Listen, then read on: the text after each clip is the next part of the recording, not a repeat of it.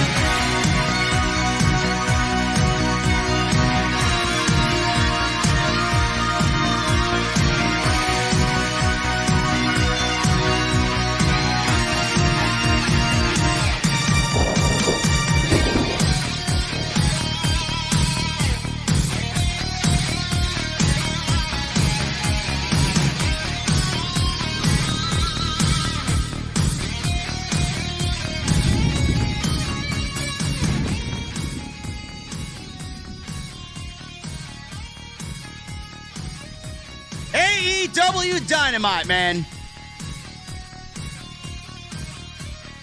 Where's the sense of urgency? I feel like everything is just very lackluster right now, man. There's no oomph.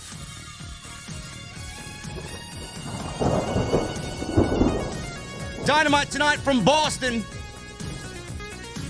And the Marks thought Sasha Banks was going to be in Boston tonight for AEW.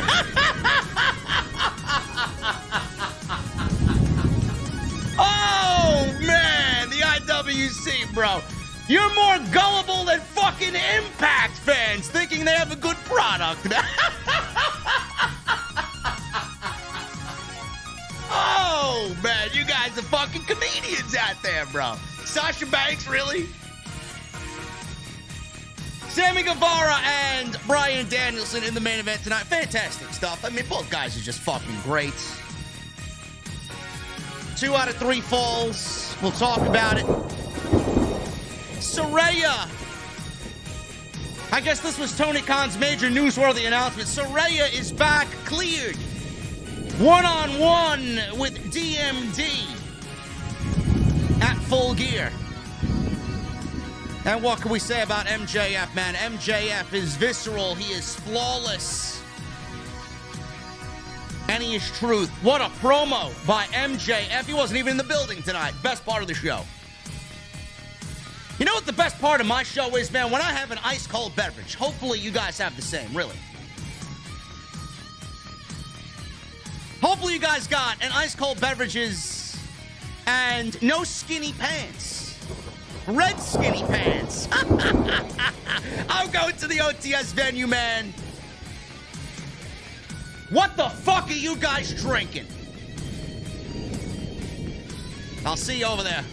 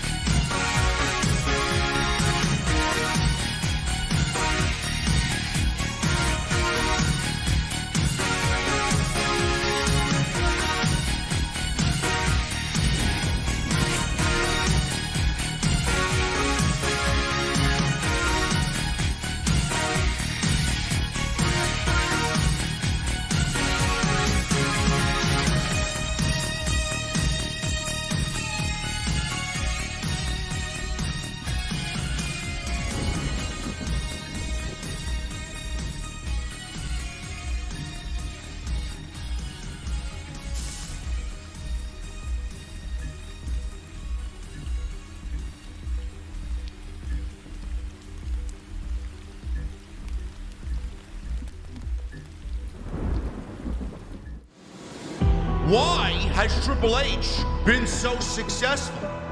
Why is Triple H running WWE better than Vince McMahon and Bruce Pritchard on Monday and Friday night? Long-term booking.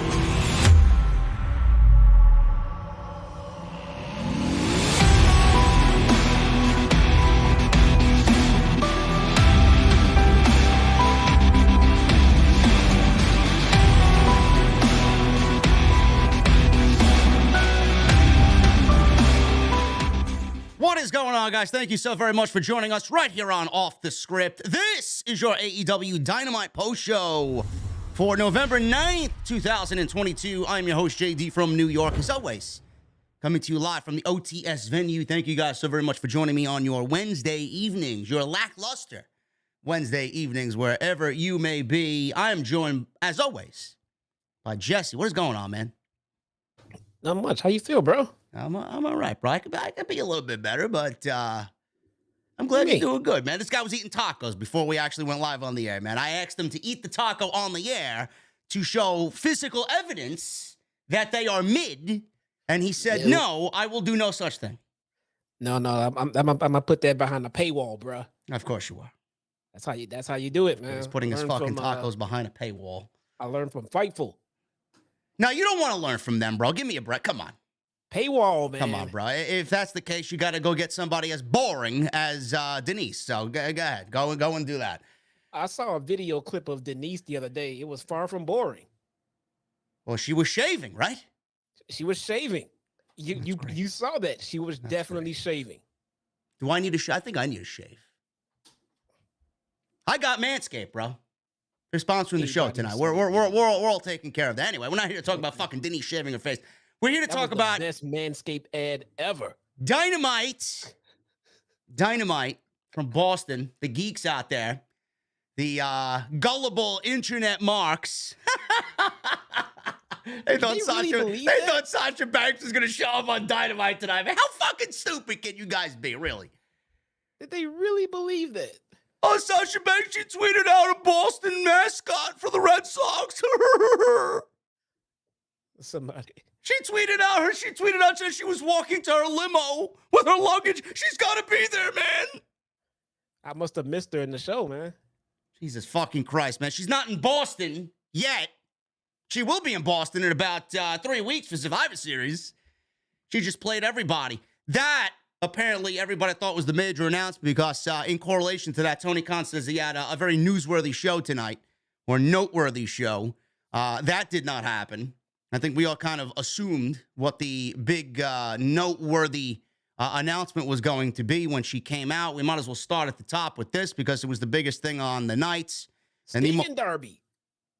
Who? No. Double J? My God, he's in a match already. Double J? Oh. 2 weeks in, bro. He's got a match on Full Gear. And Ricky Starks does not.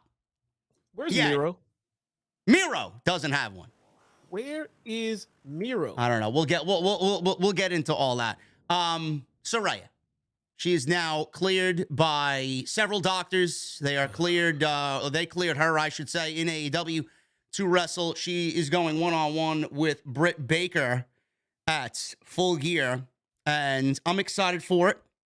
I thought what the two ladies did tonight was fantastic stuff. Britt went at it with Saraya. Saraya cut a very passionate promo towards Britt Baker. Britt Baker was a little bit more, I wouldn't say more visceral, but Britt was very direct. She obviously had some truths in there about her and what she's done for the women's division, that this is her house and all these superstars want to come on into to the house that she's built. And that was the big announcement tonight. Match at Full Gear. I'm excited to see what the two ladies do. I'm excited to see Saraya back in there after about 5 or 6 years. What do you think about the match, Jesse? Are you excited to see it? And the one reservation that I have about all this, and I think most of you know me enough to know where I'm going with this, as does Jesse. This is bigger, and maybe it should be. I don't know, but I don't know if it should be positioned as such. This is bigger than any of the women's championships happening on Full Gear, bro. And I don't think that should be that way. I think this should be a standalone match on its own, but, you know, in typical TK fashion, he's made this match more important than the title match between Tony Storm and Jamie Hayter, and I don't really think that's the way it should be. No, where are my Jamie Hayter and Tony Storm sit downs? I don't know. With Renee, where I want to see them sit down with Shivani or Jim Ross, even. That'd be fucking great, actually. To build that title match. You're right. You know, the most important women's match coming up, according to what AEW is telling us, is Britt Baker versus Saraya. Yeah. That should not be. No, I don't think it should. I don't think it should be. You have not one. You have two women's titles on the line at Full Gear, and the most important women's match going on is Britt Baker versus Saraya. That should not be. That is a top-notch fail. Now, some people may think otherwise. Some people may disagree with what we're saying. I'm sure Britt Baker disagrees with what we're saying. I'm sure Saraya disagrees with what we're saying. Some people think the election was stolen. I mean, just I mean, still in 2024. I mean, I'm not here to talk about that nonsense, but I mean, you know, this is the same thing that we complain about, and I want to make everybody aware. Okay, I've been complaining about this shit for years in WWE. Now, I'm not praising WWE's women's division. On the weekly, I praise nothing about their women's division, really, outside of a couple of things. They're in a fucking shithole in their own right. And hopefully War Games fixes that. They got their own problems. But you don't see WWE doing that with Bianca Belair. Bianca Belair is positioned as the most important thing in that entire division. And when Charlotte Flair, I hate using her in this way, but when she's champion, they don't position any other fucking one-off feud bigger than the women's championship. You know, why is it that way in AEW? Why are people not speaking up? Why? And this is what I don't get to. Oh, JD's is a sexist. Here I am again, once again, mind you. This is how many times in fucking 4 years now, sticking up for the women's division and the lack thereof. Why is the women's championship on the fucking back burner? I don't get it. This entire fucking pay-per-view seems to be on the fucking back burner. And now it's about time that I start fucking kicking some ass when it comes to AEW, instead of kissing it like people fucking think I do. Jesse, where's the fucking bill for this pay-per-view?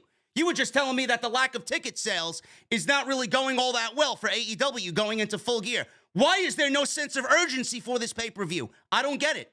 Jesse was even talking about how they fucking botched MJF and Jon Moxley. Where's the fucking build? That should be the most important match on the entire card, and I guess it is. I mean, I'm thinking about it now. I guess it is, sure. But it's lacking. It's severely lacking, man. We should have promos of utter venom coming from MJF directed towards Moxley, and with Renee in the company and on TV. My God, man, what did we miss out on? What did we miss out on? I don't know. It's almost as if Tony Khan bought out fucking creative and long-term booking when he's trying to buy out CM Punk's contract. Punk left the fucking company. Did the fucking long-term booking go with him? It feels like he's been too busy dealing with all of the all-out fallout, the buyout, and the returning elite and everything else going on. And then maybe he just dropped the Full Gear build. I don't know. But not to say that the show's going to be bad. The show could be great. But the ride should be just as good as getting to the destination at the same time. I don't know. I don't know what the fucking ride is. I feel like I'm on a fucking Greyhound bus instead of riding on a fucking the highway with the windows down, music blasting in the fucking Mustang, bro. What the fuck is going on here? I mean, we got Jeff Jarrett on the show. We got Jeff Jarrett on TV, and there's no fucking Miro. No Miro. No Miro. No Ricky Starks. And Ricky Starks went through a fucking garage door by the hands of Lance Archer. Yeah, Ricky Starks came out on Rampage and told us shit was about to change. He's about to make his mark. He's about to do what he needed to do. And I see him tonight, and he get his ass beat. The only thing that legitimately has any fucking heat going into it. I listen, MJF is going to generate heat the way MJF does. I'm not zinging MJF and Jon Moxley. I mean, they're trying to do something. I don't know what the fuck it is. MJF wasn't even in the building. So they're trying to sell this match based on the promo work of both guys, with both having promos tonight, one in the arena, and then ESPN did MJF, which I appreciate. I thought that was an incredible segment. But the only thing that seems to have any heat going into this pay-per-view is the Acclaimed and Swerve in Our Glory. Nope, That's it. I get Jungle Boy and Luchasaurus. And that too. I mean, yep. That has the most heat going into it for me. It's a blood feud. I'm looking forward to seeing it because it's long-term booking. Yeah. I want to see what kind of outcome we're looking at. I want to see if we're gonna get an interference. I want to see. I mean, I really want to see how that feud plays out. They were best friends. Jungle Boy got screwed over, then he got screwed over again, and everything. That's interesting. That is interesting. Everything else can just land where it lands. We'll see. It may be great by the end of the match. It might not. If it's not, then I'm gonna blame the build. If it is, I'm gonna say, okay, well, all right, it worked out at the end. But I mean, this is a good point. Nothing has any real fucking heat to it. None. Nothing. It seems very directionless. It seems like mid gear instead of fucking full gear. I don't know what we're doing here. At this point, I'm even expecting MJF to lose the match because of Stokely Hathaway. Either MJF loses because of the firm, or he wins because of the firm, and it was one big ruse. Even if you are an AEW diehard and one of these AEW elitists, there's no way you can fucking defend what we're seeing on TV right now. There's no storytelling at all. Where's the storytelling? All I see is fucking Ring of Honor this, Ring of Honor that, and maybe a little semblance of story here with the Acclaimed and Swerve, which has been building up, and outside that, nothing. You have one of the best in the entire industry in MJF, and look at what he's doing in what is probably his biggest match ever for the World Championship. And the story is absolutely lackluster. What's the story? Oh, the firm turned on MJF. What's the story? Oh, MJF is going to win and show everybody that he's truly here to stay and not cheat to win. He's not going to use the Dynamite Diamond Ring. What's the story? This is not the MJF that I want to see. The MJF that I want to see is fucking shitting on Renee Young, like you said, blasting her to fucking high heaven because she's married to Jon Moxley. I want him to go in there like he went against CM Punk and call out Jon Moxley for his shit that he did in GCW, call him trailer trash and all this other shit. Well, what is this? What is this toned down version of MJF that we're getting? Unless we're going to get the real MJF to reveal himself, which I had alluded to a couple weeks ago. He's going to be the devil in sheep's clothing. I don't know. Yeah. Either way this goes, it's gonna make no sense, because if it's a legitimate heel turn for MJF, then it makes no sense. If it's him just trying to pull one over on everyone and it's a double down turn, that makes no sense because they already did that with Cody. They literally did the same thing. They had MJF straddling the tweener baby face line and did a double down and come back at the end of the feud. They've already done this. So either way, this is not going to end well. I don't understand why they're flirting with this babyface thing with MJF. It doesn't feel right. It doesn't feel organic, and no one wants it. Not even MJF. I'm sure he doesn't want it. Do you want me to tell you guys what the best visual is for this pay-per-view? Look at the build for this pay-per-view. I'm going to throw something at you, and this is basically the entire synopsis of Tony Khan's Full Gear build. He brings in Jeff Jarrett last week, and Jeff Jarrett is already on the fucking card. There's absolutely no fucking way anybody's going to try and convince me that the plan was for Full Gear after all these weeks. When was their last pay-per-view? At Labor Day.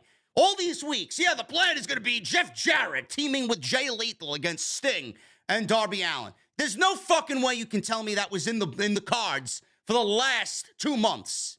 This is basically on the fucking fly booking, and this is basically Vince McMahon-esque. I don't want to joke around because it's fucking nightmares when I say it. It sounds like Bruce Pritchard. It looks like Bruce Pritchard. It feels like Bruce Pritchard's booking this show, which we know he's not. But Jesus fucking Christ, I'm going to have to ask Tony Khan to snap the fuck out of it, really. Because this is not what AEW is. And the reason why I'm hard on them is because this is not what we were given the last 3 years. We were given something that was of, utmost excellence and direction and fucking feel, and there was a sense of urgency and a sense of excitement. Where's the fucking excitement for this show? I feel like I'm watching a dull episode of Monday Night Raw on Wednesday nights. I don't want to feel that way. Yeah. Wednesday nights usually was my escape. Now I got to sit there like I'm waiting for something to happen. I'm waiting for the excitement to happen. When I start putting basic results on Twitter, I'm not really impressed about what the fuck I'm watching on this show. That's my rant. I don't know. It is definitely missing. It's missing something. It really, really is, man. And no build is going to be perfect. No pay-per-view is going to be perfect. No one's looking for perfection. But at the same time, we're not looking at anything super exciting either. No. I mean, we're really not. Everything from the top of that card pretty much through the bottom. You can kind of poke holes through the creative of it. Okay, for instance, Sting has been out, right? Injured. Yeah. All right. We got a tease of Sting coming back with some no-name guy coming back in a Sting mask. 2 dimes. I forgot who it was already. 2 dimes. The guy that Tony D'Angelo dumped into the East River. Okay. So he comes back in a Sting mask. And then we get an announcement that Sting is going to be wrestling at the pay-per-view. Yeah. You know what we didn't get through all of that? A returning Sting. No Sting. No Sting on TV. Jeff Jarrett just comes and says, hey, I'm back. I'm on AEW TV now. Hey, let's wrestle Sting. Yeah. You booked him in a match. He hasn't, dude, he could have came out and did a rescue for Darby in this feud or something. Then came out and said, I'm tired of this shit. We burying this at the pay-per-view. The 4 of us, something. It's just, nope. Sting, is it Sting? Nope, not Sting, someone else. But Sting will be at the pay-per-view. What? All right. I guess he will. Can't wait. How many incredible minds do they have working in that company? And this is the best television that they're producing.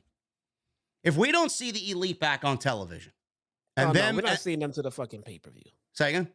We're not seeing them to the pay-per-view. I know. Well, that's what basically they alluded to tonight. If we don't see the Elite back on television and in something absolutely mind-blowingly fucking awesome, if we don't see the Elite in a fucking trios program with goddamn House of Black, I don't know what the fuck they need to do, but they need to start using their talents like that, and they need to start injecting excitement back into the fucking show.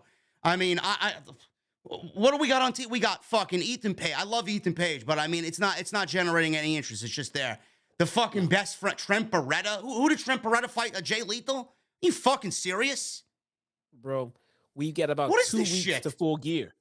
What we got 2 weeks to Full Gear, and we got Trent Beretta on fucking TV, who factors into nothing. No. And not a knock on them, because the best friends with Orange Cassidy should be knee deep into a trios titles feud. That's where those guys need to be. I'm not sure why Orange is the All-Atlantic champion. He should be knee deep into a trios titles feud. They should be striving to get those. The trios division is deep. Yes. No one gives a shit. No one is trying to call out the Death Triangle. No one's trying to go after these damn titles. Why not? I don't know. Where the fuck are they? Who are the contenders? How many people in the Jericho Appreciation Society? None of them want to get together and say, hey, let's go after some gold? Come on, the Dark Order. None of these guys want to get together, and we theorycraft all of these fucking trios teams before they had titles and praised how great the division could be. Well, these teams still exist for the most part. You still get the Blackpool Combat Club. No one is going after these trios titles. Everything has just fallen flat on its face. The Trios Championship should have the House of Black, the Blackpool Combat Club, the Elite, the Best Friends, the Death Triangle. Look at the amount of fucking matches that would come out of those 5 teams. Yep. That should be a centerpiece for your television show. Wardlow has been in nothing. He wrestled Arya Daivari tonight. Why? Bro. Why? Imagine a well-built trios titles match for Full Gear in a ladder match. In a ladder match. You could even do Wardlow and FTR as a fucking trio, or FTR and Sean Speed. I don't know, fucking anything. I don't get it. I don't get it. The All-Atlantic Championship. Jesse just said, I love Orange Cassidy. I think he's fantastic. But Jesus fucking Christ, that title should be on Miro. Oh, God, that would be a way to get Miro back on television. Orange Cassidy's wrestling this guy and that guy. Fine. But why couldn't his first championship be a trios championship? Well, let me tell you the weird part about Orange Cassidy being a champion. His whole gimmick is basically he doesn't care, right? Yes. He's like, whatever, lazy about it. I don't care. We'll see. Whatever. If he doesn't care about that title, why should we? I don't know. Tony Khan clearly doesn't give a fuck about the title. I just want to double back. When the day this title debuted, I said first and every day since, this title does not need to exist. No. It just does not need to exist. Half the fucking titles in this company don't need to exist. AEW has too many titles that's been going around and around and around. I mean, amongst many of people who talk about this product. And that is the very first title I would put under review if I was to try to reduce titles in AEW. That All Atlantic Championship, it's just, you got to find somewhere to put it. You always shoehorning it into something. It needs to go. Well, if Miro won the fucking title, I mean, listen, I have no problem with Pac winning the title, but if Miro got the title when he was supposed to at some point between then and now, I don't think we'd be talking about it. We would have Miro actually building the fucking thing up to be an important part of the television show. Who the fuck knows with Tony Khan's erratic booking? Look at what he's done to Wardlow. Look at what he's done to Wardlow, bro. Now Wardlow is in a fucking feud with Samoa Joe and Will Hobbs, which I'm assuming we're going to get a triple threat match at the fucking pay-per-view because God forbid he leaves a fucking Ring of Honor title off the goddamn pay-per-view. So what does he realistically do there? Look at the lineage of what he's done here. We thought we were going to get Wardlow and Will Hobbs. The match didn't make any sense. Can't take the title off Wardlow because he's done jack shit with the fucking title. Will Hobbs, he can't lose a fucking match. You can't just throw him in a goddamn feud that's built from nothing in a match with Wardlow to eat a pin. I see people, geeks online, calling for Will Hobbs to win the title. What the fuck has Wardlow done with it? Now you put Samoa Joe into the fucking mix. So Wardlow's going to end up beating Will Hobbs anyway in a triple threat match because he's not going to have Samoa Joe take a pinfall. That's the way I see it. Why is all of this erratic nonsense happening? I don't get it. Why is it so difficult to put this man in a fucking feud that means something? I don't know. But at this point, now that I'm thinking about it now, I wouldn't even give Miro the All Atlantic Championship. I get that. I get the title off of Wardlow, get it back on the Miro, and put Wardlow back into something important because defending that title is nowhere near priority for him. Nor does anyone care about it. They dropped the ball with Wardlow coming out of his MJF feud. Everyone fucking knows it. They're still trying to get him back to where MJF got him. That has not come to fruition just yet. It's a complete clusterfuck, man. It's a complete clusterfuck. I don't know why Miro's not on TV, but it's starting to sound like there's something else going on that maybe we just don't know about. I don't know. I don't know. Maybe. I don't want to insinuate anything. You know, I would very much like Andrade to get back to television, too. Hopefully, he'd still like to work here at some point. I think he's a valuable asset to the company, too. Who knows what's going on with him? He's been off ever since he got into that backstage altercation with Sammy Guevara. But it looks like they're giving Roosh the storyline they had for Andrade. Yeah. I mean, listen. I am hard on things that I actually fucking care about and love. This is not me, you know, hating on AEW because of what happened a week and a half ago. It's nothing like that. Jesse and I both love the product and both believe that they have all the necessities to get what they need to do on television and to make the television show the way that it should be. Something's going on there. Priorities are all fucked up. Tony Khan continues to have so much on his plate that I don't know when these shows are written, how these shows are written. Why? I appreciate the fact that the shows have flowed a little bit better. We got video packages, and we got Renee Paquette doing what she needs to do. I mean, the shows are production value in the shows have been so much better compared to where they were. But now what's lacking is the storytelling and the sense of urgency. You know, Tony Khan before not is going to put this pay-per-view on the air and make it 5 hours and fill it with 14 matches that mean absolutely nothing to me. That's the last thing I want. Yeah. Who wants to watch 5 hours of a pay-per-view where basically all of the matches outside two have any story that we legitimately give a shit about? And to anyone in the AEW locker room listening, I've always said, man, we're going to be honest here.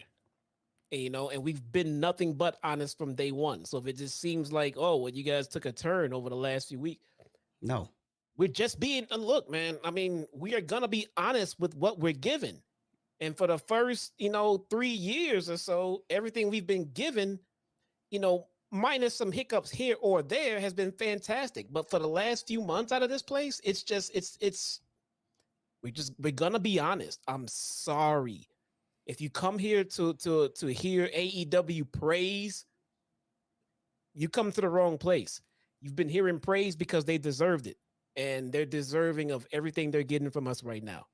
We're just going to be honest, guys. I'm sorry. Anybody that's watched me knows that I have been always honest and fair about everything I watch, no matter who you are, AEW, WWE, no matter who you are. And this is the unfortunate circumstance now where I gotta take what I used to say about WWE and now apply it to AEW because I'm seeing the same fucking mistakes that I'm seeing in WWE when Vince was in charge, now with Tony Khan running AEW. It's not a good feeling.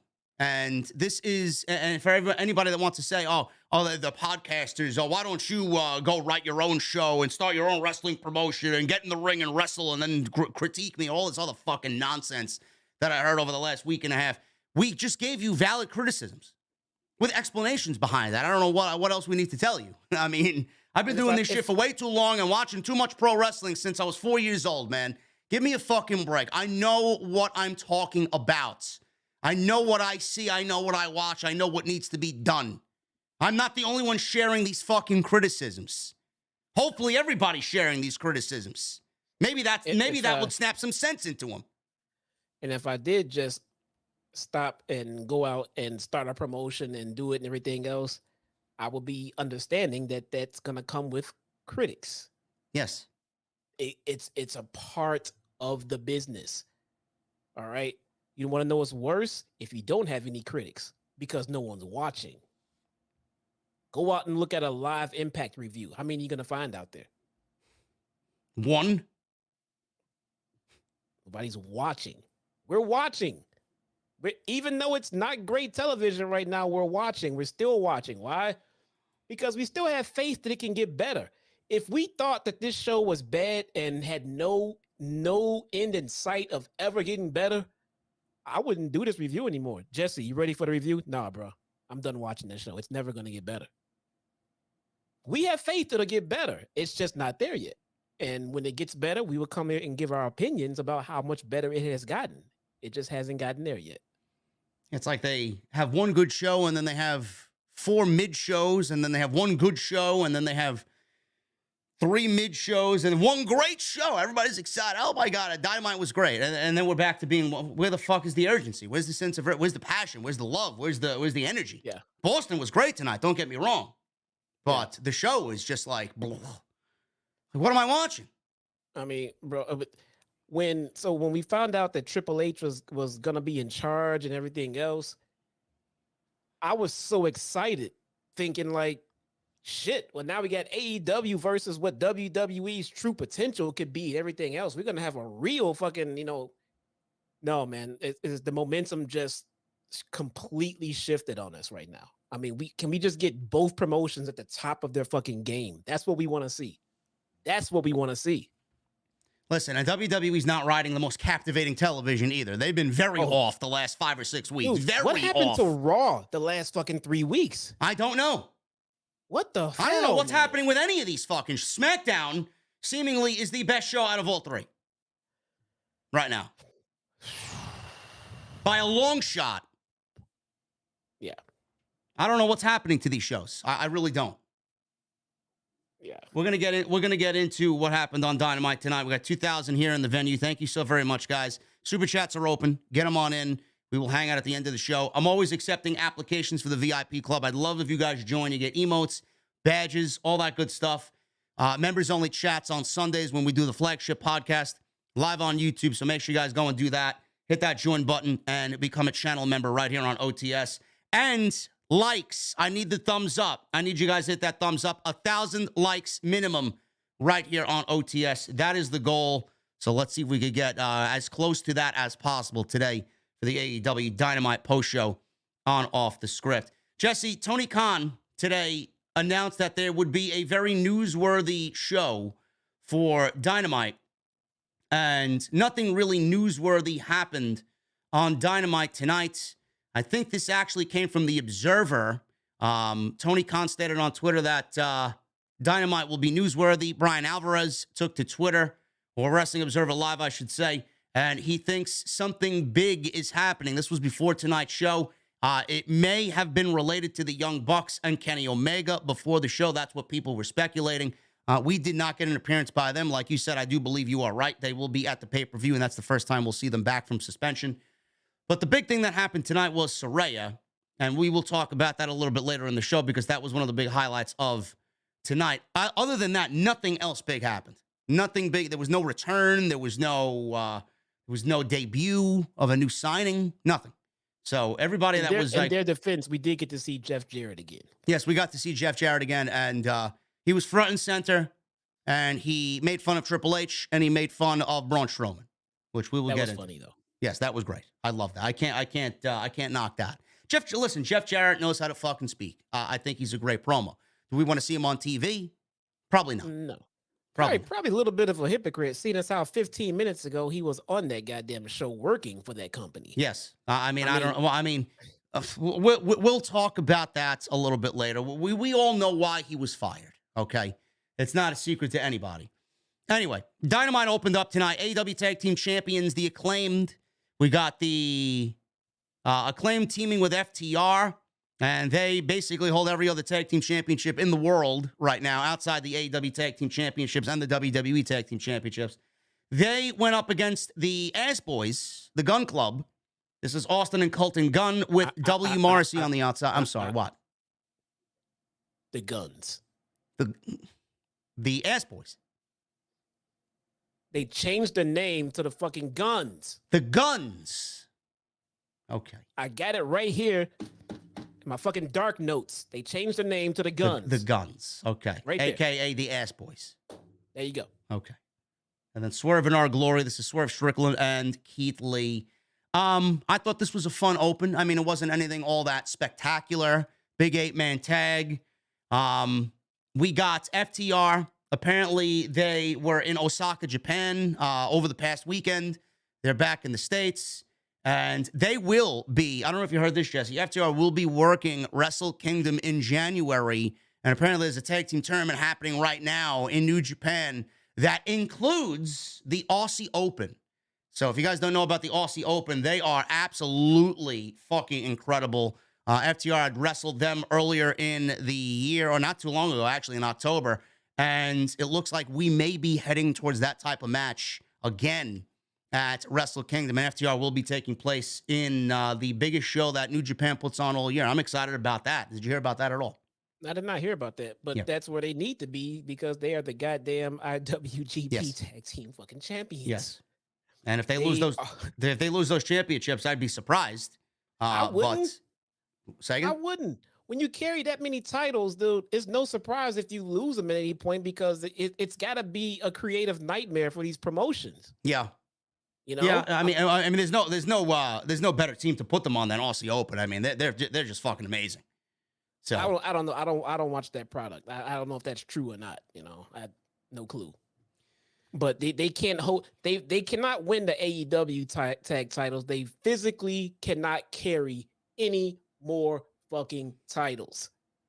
Poor fucking Dasha and fucking everyone else there can't sit there and list off all of their titles. And Justin Roberts will be there for an hour trying to read off all of their fucking acclimates, dude.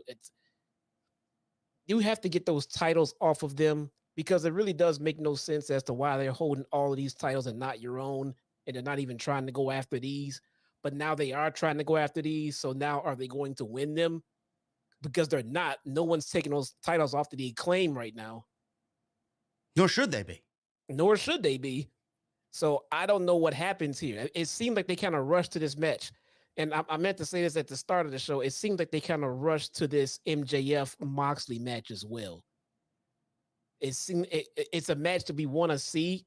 We can't wait to see it. It's great. It seems like they may have jumped it a little bit, like a little too soon, because taking the title off of Moxley again is a bad idea. But having MJF lose his first world title match is also a bad idea. They're going to piss a lot of people off if MJF doesn't win that title. Yep.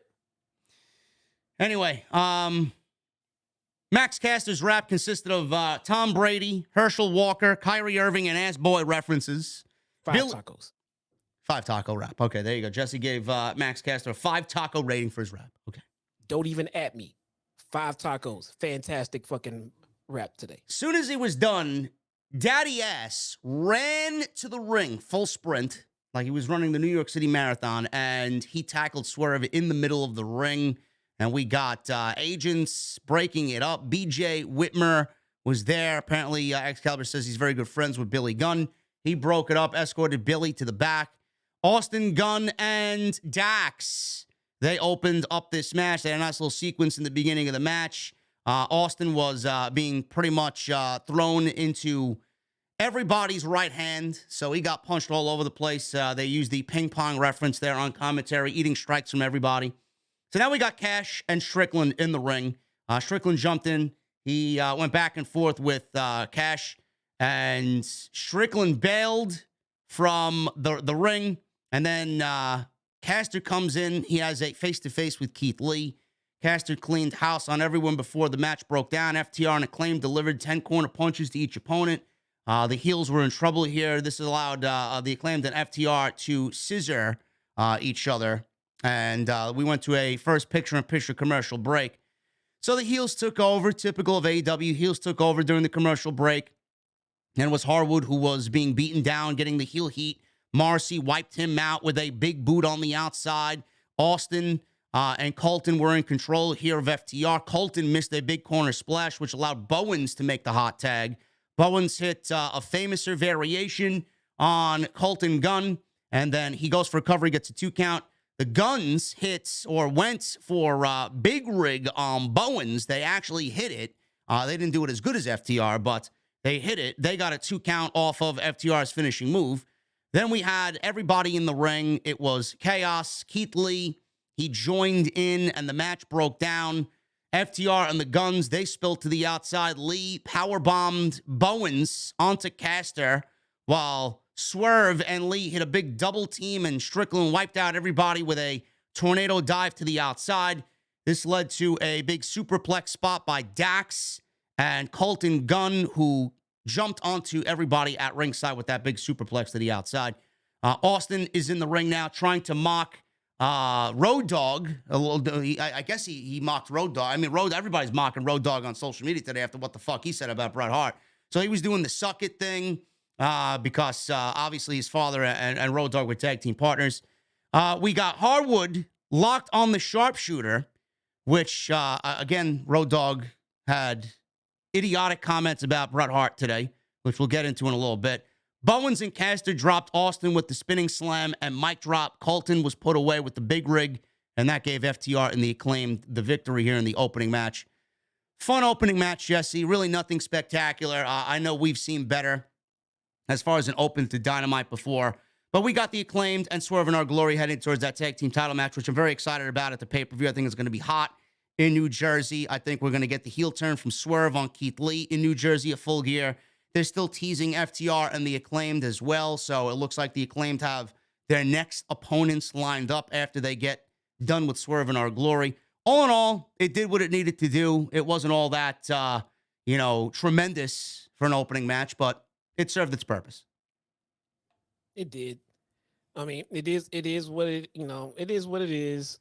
Like I said, you put those guys in there, they can all work. They can all fucking work, and they work well together. So there's nothing to, be upset about the match itself. I will say this though, because I want to see the Acclaim get this title run off to a good start and not fall under the category of, my God, pretty much every champion in the company right now. I would love to see the Acclaim's next feud and their next opponents push them a little bit. I think the Acclaim has a little bit of New Day in them when they're out there having fun. And I kind of want to see their next set of opponents kind of push that shit in a little bit and make them get serious and bring them to the brink of losing those titles, but yet they push through and still win. I want to see a more. I mean, I understand, what their gimmick is and what brought them here, but I want to see an intense side of them for the next feud, though. Yeah. Yeah, I like to see that too. I've said that about the New Day too. They're best when they're actually. We're going to see the best New Day on Friday when they go against the Usos for that tag team title reign that they're looking to preserve. That's when the New Day is really good. I think the New Day is kind of cringe with their comedy and whatnot, but when they are serious, it is very difficult to find any tag team better than the New Day. They are really good. When the Acclaimed get to that point, it's going to be eye-opening. I would love to see that, and that's a good comparison there. And I do think we will see that against FTR. They need to be that way against FTR because that's and FTR can get them there. Yes, they can get them because these guys are serious wrestlers. They don't play around with these fucking the rap intros and the scissoring and shit. No flips. Just fists. They fucking fight. I want to see that part of them bring that part of the Acclaim out. I think FTR can help get the Acclaim over best by bringing that kind of feud to them. Yes, I absolutely agree. Now, I did mention Road Dogg in his comments about Bret Hart. Apparently, I want to read you just a little clip from what Road Dogg said. This is ridiculous, being that I mentioned Road Dogg before. He says, and I quote, "For me personally, that's all you're going to get from me ever is because that's all I got. It's my only reference point. I never saw the big deal with Bret Hart as a performer. I never understood it. He was a great worker, and I thought about saying good, but he was a great worker." So he was going to call him a good worker, not a great worker, but he ended up saying great worker. "He worked better than me tenfold, worked circles around me. Don't ever think that I've told anybody I was a good wrestler because I haven't. And if you listen to my podcast, you know that's true. I don't think I was a good wrestler. I don't think Bret was a great wrestler." So he just contradicted himself. "I think I was a better sports entertainer than Bret, and I think that's where the money is." End quote. So now Road Dogg is out here because he's got a podcast. And listen, I respect Brian James. I think he's always been relatively, respectful to me. He's never buried me publicly. He gets me to an extent. But for him to say what he said there, that he was a better sports entertainer than Bret, yes, because when you were around, it started to become, more sports entertainment than when Bret was there. But that doesn't mean Bret wasn't a good sports entertainer. Bret entertained millions upon millions upon millions. Bret is a huge part of my childhood. Bret had charisma in his own way. And if anybody is out there saying Bret is not a great wrestler, you should not be able to speak on anything in this business because Bret and not a great wrestler should never be uttered by anybody ever. I don't give a fuck who you are. Bret is fucking incredible and will always be incredible. And I think comments like that, Jesse, you usually say it about fucking Disco Inferno and what's his name, Eric Bischoff. Shit said on their podcast to generate heat because they have nothing else going on for them. And you hit the nail on the head for me, and that's why I'm not even gonna address that comment. Nope, not doing that one. Nothing to say. Bret is not a great wrestler, folks. You heard it from, you didn't know? Yeah, so clearly that's living up to his fucking podcast right now. As he's doing the shake, rattle, and roll. Get the fuck Okay. My God. I'm not even going to address that, man. I think he said what he's... This guy has been in the business his whole life. He knows the business better than you and me combined. I'll say that right here. Yeah, of course he does. That being said, he knows what he's doing. Of course he does. I'm not going to buy into it. Oop. We're not buying into MJF being an in-between either. Is he a heel? Is he a babyface? MJF was on Pardon My Take on ESPN. And I thought this was incredibly filmed. I thought this looked great. I love the fact that they sent MJF to go do this interview and then they had played all of it on AEW. So kudos to Tony Khan for that. That's the type of shit I want to see. That's the type of risks that I want to see them take. So it always makes the show better when we see a little bit of inside scoop or a little glimpse at MJF or anybody in that situation on a podcast interview like this. So the host asked MJF where he's been since the firm attacked him. MJF said after the cowardly attack by the firm, doctors told him if he was to be 100% until Full Gear, he shouldn't be traveling on the road. He says he's focused on being his best against Jon Moxley. He says it might be the most important match in the history of this sport. He said it could be the crowning of the face of the next generation. He's not wrong there. He compared himself to Bruno Sammartino, Dusty Rhodes, Ric Flair, Hulk Hogan, Steve Austin, The Rock, and John Cena. He said each of them were generational talents. That's exactly who MJF is. He said all he has to do is have a long, fruitful reign, and Moxley is the only one who can stop him. He says he thinks Moxley is a low-life piece of shit from the slums of Cincinnati, but he respects him. He says he wasn't born to be champion. He said he was born with 2 left feet and doesn't have an athletic bone in his body. He says he respects him, though, because he had to work his ass off to become the man that he is today with blood, sweat, tears, and sacrifices. He says he made long car rides for little money until he became the best professional wrestler on the planet. He said on November 19, he'll lose that handle because he was born to not just be a pro in pro wrestling, but the pro wrestler. He says he can do movies, TV shows, and MJF is going to be in a docuseries or a Netflix thing, I think. I don't know where it's airing, but he's going to be part of the Von Erich story. I'll talk about that sometime tomorrow when I'm live for an extra. TV shows, commercials, talk shows, top podcasts, and bring pro wrestling back to where it belongs, which is something that everyone is talking about. He said that throne is for the taking, and he'll take it no matter what. He says he's sick of waiting his turn. He says his spotlight's been stolen from him too many times before.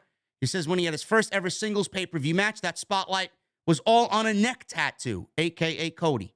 He said the next time, that spotlight was on Matt Hardy taking a fall like Humpty Dumpty. He said Jericho also stole his spotlight for a good year. He said when he had his big return, the spotlight was on a press conference. He says he won't need to use a Dynamite diamond ring to win this match because he'll win it on his own, and Full Gear will be the night that the devil gets his due. Now, Justy, they're really, MJF once again mentioned that last little part there, which I know was going to be a big troll job.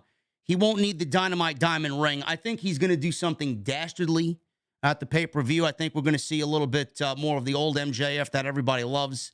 But as far as AEW, bro, with these mixed messages, is he a babyface? Is he a heel? Is he looking to be cheered? Is he looking to be booed? You know, it really isn't doing the feud and the build a service because nobody knows what the fuck is going on. And it's not because, you know, we're complaining and critiquing it in a negative way. Nobody knows who's who going into this. Are we supposed to cheer Moxley or do we want MJF to win? I mean, there's no clear-cut babyface and heel in this entire story, and it's very, very mixed as far as what Tony Khan wants us to do going into this pay-per-view. Yeah, so there's an easy out to this match that one could, anticipate. You could go into the match where MJF is trying to be this baby face that he's been building himself up to be, but he just can't bring him. He just can't keep Moxley down. He can't beat him. So at the end of the day, he goes for the diamond ring and then uses it and wins that way. And then it's a big, double down on his heel turn or whatever. Great. It would make for a great story for that match and for the ending. But the ride that we took to get there sucked. You deprived us of so many vicious promos with Mox and MJF and including Renee in that and everything else. I mean, you get Regal and I mean, and there, it's just all over the fucking place, man. I would rather have had the build that everyone anticipated and then expected, and then came up with a different storyline in the match itself rather than this shit that they're giving us. It's just not enjoyable. It's just not enjoyable. You know what this reminds me of? No bullshitting you. It reminds me of when Stone Cold turned heel with Vince McMahon to beat up The Rock at fucking 17. Yeah. And you know how many fucking fans just walked away from this shit after that? It just made no sense. Austin was your bread and butter, and you just turned him for no reason. Right now, MJF For all intents and purposes, he's your bread and butter, and you're changing the core of what made him who he is. Don't do that. It's like they partially fucking snipped his balls. Yeah. Why would you do that? Babyface interview. Don't do that. No, nobody wants to see that. I mean, I would probably, if I had the chance to X Max personally, what the fuck's going on? He's like, I don't want to be fucking babyface. He could not. There's no way he wants to be babyface. He's made himself who he is by being a dick. The guy goes on social media and calls his mom a fucking skank. You want to know? Here's a good analogy for you. When Bobby the Brain Heenan is the best color commentator in the history of this sport. There will never be anybody that's on his level. No matter who comes into that fucking position, when we're gone and we're all dead, there's not going to be anybody that's going to fill Bobby Heenan and his shoes and what he's done. The best color commentator in the history of the business. His work in WWF with Gorilla Monsoon was bar none, absolutely incredible. When he went to WCW, it's almost like he got his fucking balls cut off. He was never the same Bobby the Brain Heenan ever again. That's what it feels like to me with MJ. It's like they're cutting his fucking balls off. It's like we got MJF visceral and just intense and all this other shit. I'm not saying he's not intense now, but it's a different kind of intense. And it's like he doesn't need to do anything else at all. Like he's already shown you that he can get any type of reaction that he wants by being the MJF that we love. And now you're risking this match for what? To throw us off, to have this plan unfold at Full Gear, and it's all one big ruse. Yeah. Maybe we get the rematch at Revolution. I have no fucking idea. And then that's when we get another rematch between these two, and the real MJF reveals himself. And then we get everything that Jesse and I had discussed going into February. I have no idea. But what they're doing right now, it's like, it's almost as if they wanted to do it for the sake of doing it because they either want to stall because there's a rematch, or they are that fucking clueless and they don't know what the fuck to do. I don't know. Not enjoying it, man. I'm not. I enjoy MJF. I enjoy Moxley. But the build, when it comes together, I'm not feeling it. I don't know. MJF is operating at a TV PG level. MJF needs to be fucking rated M. Rated M for Max. Where the fuck is he? He's MIA, gone. I don't know what the fuck is he. Did he get suspended along with Larry the fucking dog? I don't know where our MJF is, but this is not him. If that pay-per-view ends with anybody but MJF winning that world championship, there will be, I don't know how many people are going to watch this show pissed off, but if Tony Khan wants to risk losing more viewers, I dare you to give Moxley that win on Full Gear on the 19th. And fuck Larry. Why? Larry is cute, bro. I'm just throwing that back out. Fuck that dog, dude. Larry is adorable, bro. Larry's a sweetheart, bro. He might be. Not adorable, though. Anyway, I thought this was, production value on this was great. MJF, dropping bombs in there as usual. Truth. He's flawless in everything he does. I don't need to tell him, he knows. Yeah, I don't think it was ESPN, though. Part of my take. I don't think it was ESPN that he did that interview was on. No? No, I think it was on Barstool. Oh, yeah. Yeah, that's right. I'm sorry. I said, yeah, you're right. Barstool's part of my take. There you go. Yeah. Anyway, we go from that to Stokely Hathaway. Stokely Hathaway had and this is kind of setting up, because they went from this MJF thing right into a Stokely Hathaway vignette. And he was saying that he thought MJF was his best friend and he'd be by his side when he won the world title. But instead, MJF is dick riding Jon Moxley. He says he shouldn't be dick riding without a license. So Stokely Hathaway basically just made himself a video clip for the rest of his fucking life in pro wrestling on social media with that line. He said that he can do this without his best friend, and he can do it by himself. He said after Full Gear, win, lose, or draw, he will see Max in hell. Good promo here. He was walking along a pier or a bridge at night. Nice production value here, but I don't know what this, And this is another thing. You know, I know we know because we follow all this shit and we follow MJF and Stokely from where they were. Do the fans know, Jesse? Does the casual AEW audience, or just a casual viewer, I should say, know about Stokely and MJF and their history? Has AEW done enough to establish Stokely and MJF's history going into this match? Where is it? Nope. I put it exactly in my notes. I'm like, I get it. I know what their relationship is. We've seen the firm and what we've seen at All Out, but do the fans know about their relationship prior? Has AEW done enough to tell us that story? I don't. So and where I watch is the it? product every week. I mean, I don't fucking know. They didn't explain it to us enough. We didn't get enough story behind it. And also, more importantly, Stokely Hathaway debuted as an amazing get. What are they going to do with him? So many different things. This could be great. Okay, he's aligned with MJF. Oh, shit. Even bigger. Okay, what are we doing here? Where is this going to go? And then for the next couple of weeks, we see Stokely and the firm getting treated like jobbers and shit. Well, there that goes. But now they're back to being treated as important and big. Where are we putting these guys on the card? Where are we putting these? You got Stokely out there with MJF, and you got Morrissey out there with the fucking ass boys. What is the firm doing? Where are they at on this card? I don't know. Stokely cut a heel promo here. As far as I'm concerned, does that make MJF the babyface? Why am I so fucking confused? We should not be this confused.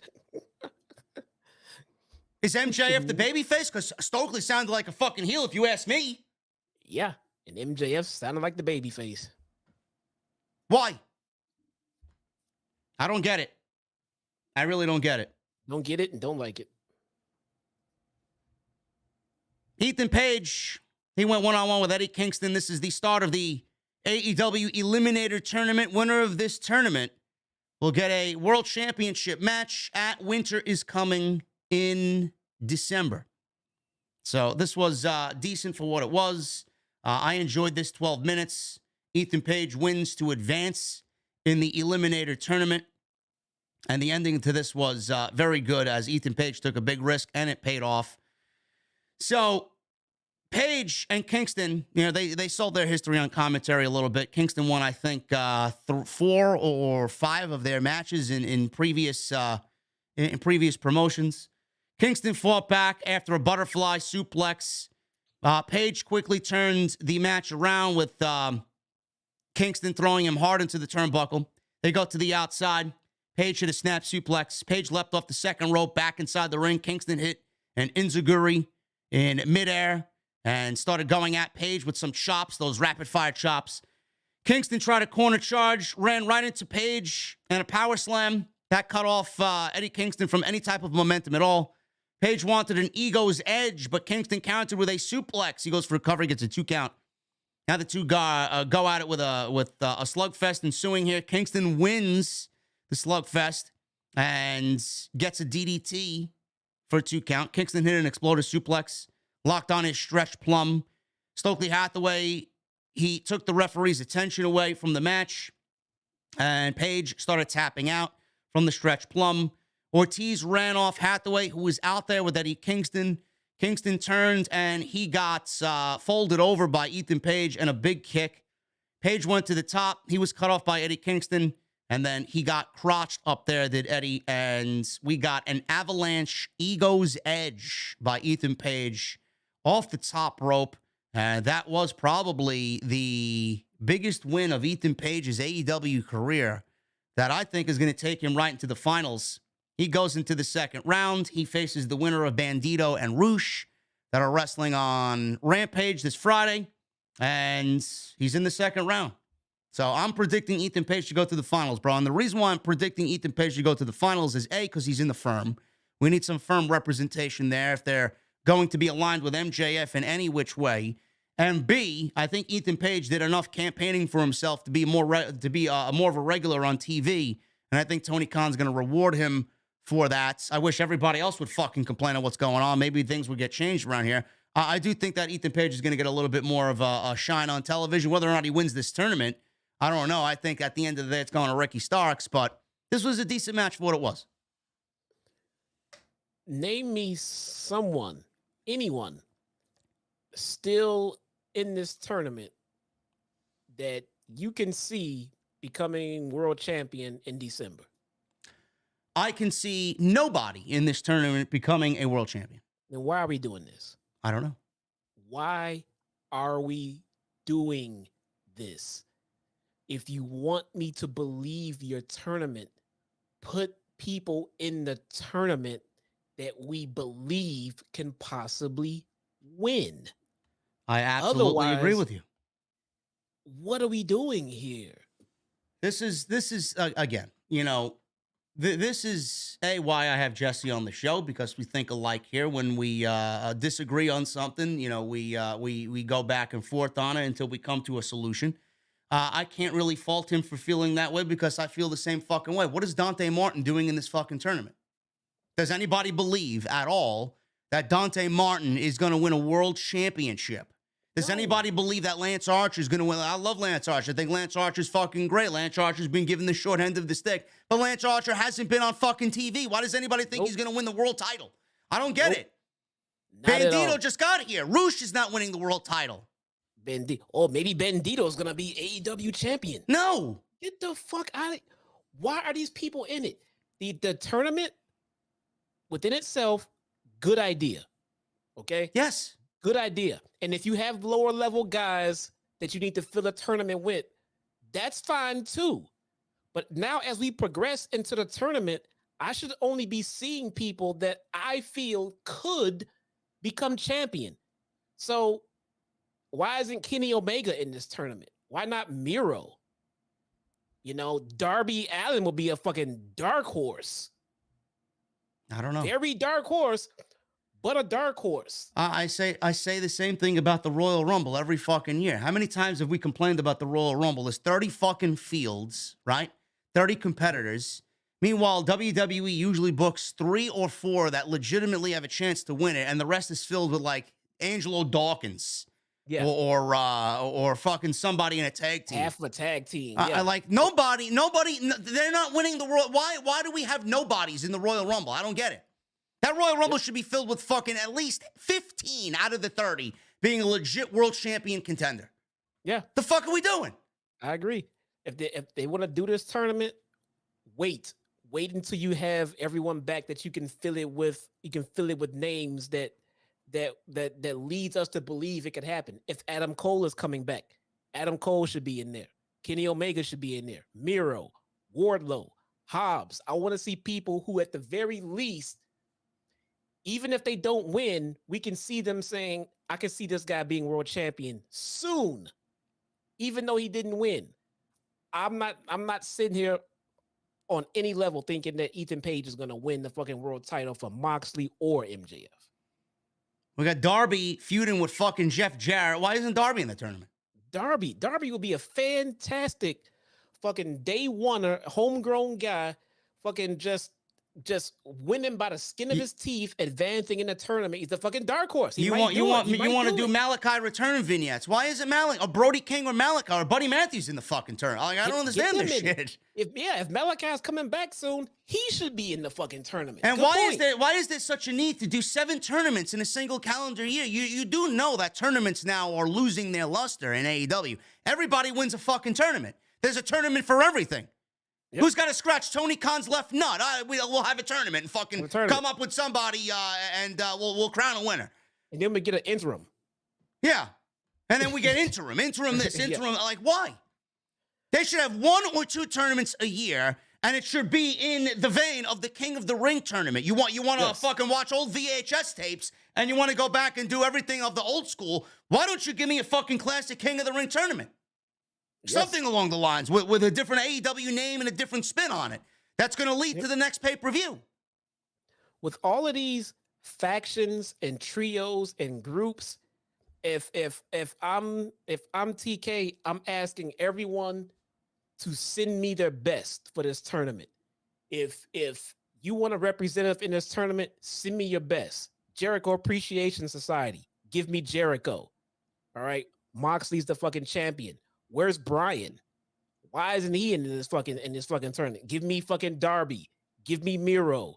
Give me fucking Kenny. I want everybody send me their fucking best to participate, and we'll put them on the fucking. You need credibility to this. No one believes anyone here left is gonna win. So why are we doing it? You're basically making the number one contender for the World Heavyweight Championship of All Elite Wrestling a complete fucking afterthought. You're crowning a number one contender at Full Gear, and they're gonna be on the fucking bottom of the totem pole when it comes to November 19th. Who gives a fuck? Oh, they got a championship match at Winter is Coming. All right, that's great.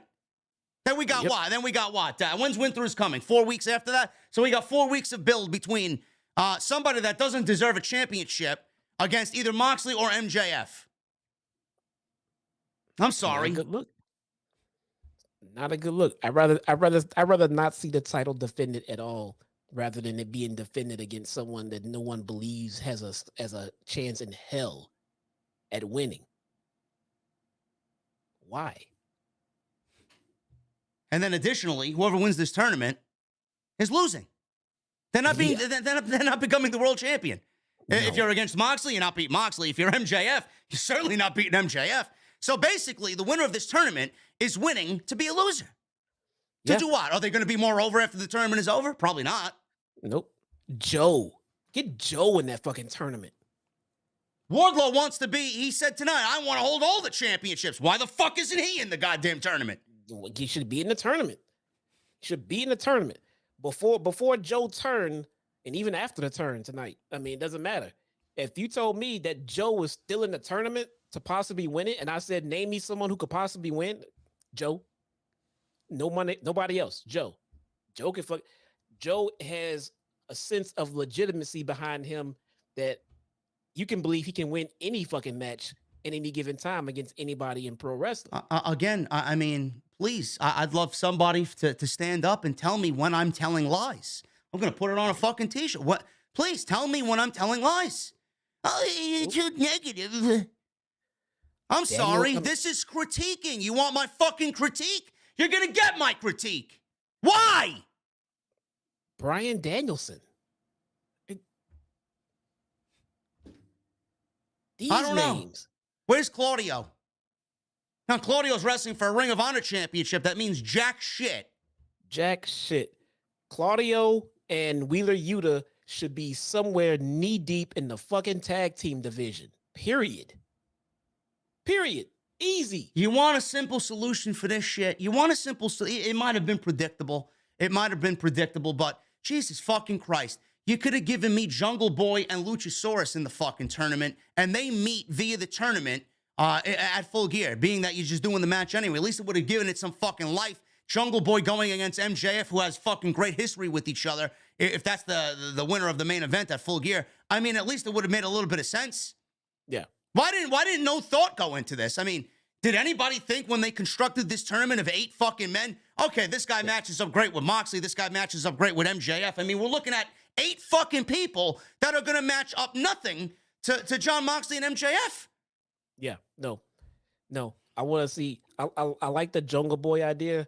I want to see him or Darby Allin still there late into the tournament. One of those two baby faces can be severe underdogs, and I want to see one of those two deep into that fucking tournament. When did that MJF Darby Allin match at? What was it? Last Full Gear? Last year's Full Gear?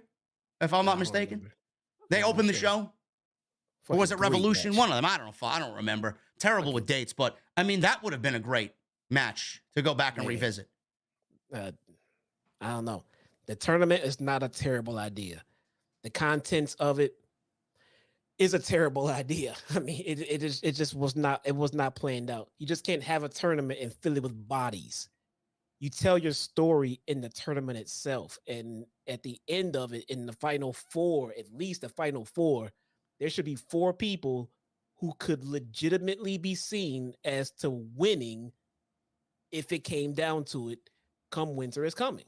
How many tournaments we got? How many tournaments in AEW? We got an Owen Hart tournament. We got an Eliminator tournament fucking 3 times a year, right? We got a Tournament of Champions going into Full Gear. We got a TBS Championship tournament. Well, I mean, holy fucking shit. The Diamond Ring tournament. Why? Why so many tournaments? And this is coming from a guy that loves tournaments. That's fucking excited beyond belief for the King of the Ring tournament to be coming back to pay-per-view, and Triple H is doing it in one night. Yeah. That should be good. We need to do logical things. I don't see any thought going into this shit. It's like Tony Khan fucking woke up in the morning, took a dump before having his coffee and breakfast, and said, we're gonna put these fucking 8 guys in the tournament. No rhyme or reason. So you put Ricky Starks in the tournament, which more than likely he will win. To what? Be a loser? Yeah. What is it gonna do? Yeah, Ricky Starks is back on television, but he's a loser. I'm sorry. He get his ass kicked. He's not gonna win. He's gonna have to face fucking Lance Archer now. That's all we need. Anyway, So, Renee was backstage with Jose, the assistant, Roosh, and Dark Order. Jose says he wanted number 10 there specifically because when Roosh wins, he likes 10, so he'll get the first title shot, while Uno, Reynolds, and Silver will never get one. Silver then called Roosh a Roosh bag, which I thought was kind of humorous. And then there was a pull-apart brawl, and I mean... Does anybody care about the Roosh and 10 storyline, bro? I mean, is this something that's continuing on Dark? I mean, we went away from it for a little bit because Andrade got suspended. Here we are. I mean, what is going on here? So here's the thing with Preston Vance. I'm not opposed to making 10 the guy in the Dark Order, because someone needs to be the guy in the Dark Order. So if it's gonna be Preston, great, good. I have no problem with that because Preston is fucking awesome. But you have to make me believe that first. You just can't. He hasn't done anything. Preston hasn't done anything to make me believe that he's a top guy to be in this kind of scenario or this scenario. I mean, I want the Dark Order out here and I want to challenge Preston Vance. And so why? Who gives a shit? I think he's a beast, you know, and I would like to see Evil Uno be out there as his mouthpiece too. I think that I've been saying this on my stream. They need to do more with the Dark Order because they are over. They can get over on the microphone in the ring and with the crowd. So why aren't we doing something with them? Main event? No, it don't have to be the main event. Tag titles, trios titles. I mean, after the trios title match that they gave the Elite, I don't know why the fuck they aren't more on TV with trios championship fucking contender matches or just trios matches in general. Yes. I mean, look at the match. That was one of the best matches all year. Do something with them. John Silver and fucking Reynolds, tag team division. Preston Vance, get him out there. Get him, I mean, do something with them. You just can't put them on Dark and didn't want them to be over enough to be put in a situation. No, man, nobody believes this shit. If someone was to come out and say 10 sucks and the Dark Order sucks, how can I argue with them? I can't. They're right. They suck, but they shouldn't, but they do. I don't know. Another thing that's just mind-boggling to me, Roosh and fucking Dark Order still courting number 10. I mean, who cares? Why? Who cares? He hasn't done shit. Now, if 10 was out there on a fucking warpath, destroying big names every week on Dynamite, and then people are trying to get his services, okay, yeah, makes sense. Do it. But why do you want 10 so bad? He hasn't done shit. And what is he enlisting him for?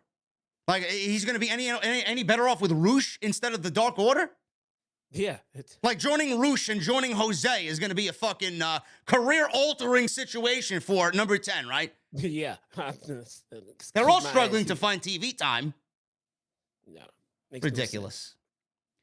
Anyway, we got something even a little bit more ridiculous than that. We got Wardlow and Arya Daivari TNT Open title challenge.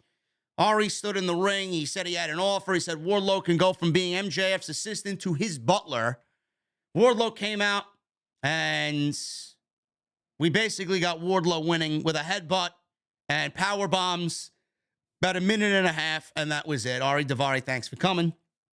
After the match, Wardlow yelled for Will Hobbs to get out to the ring. Hobbs immediately answered, comes out, is standing on the stage. Wardlow says he finally has a suitable challenger for his title, which is a shoot. He said the TNT title will always be his, and he's going to take every title that the company has to offer. Joe, you knew something was happening because Joe was just walking and pacing around like a fucking lion in the background. You knew something was going to happen, and that's exactly what happened.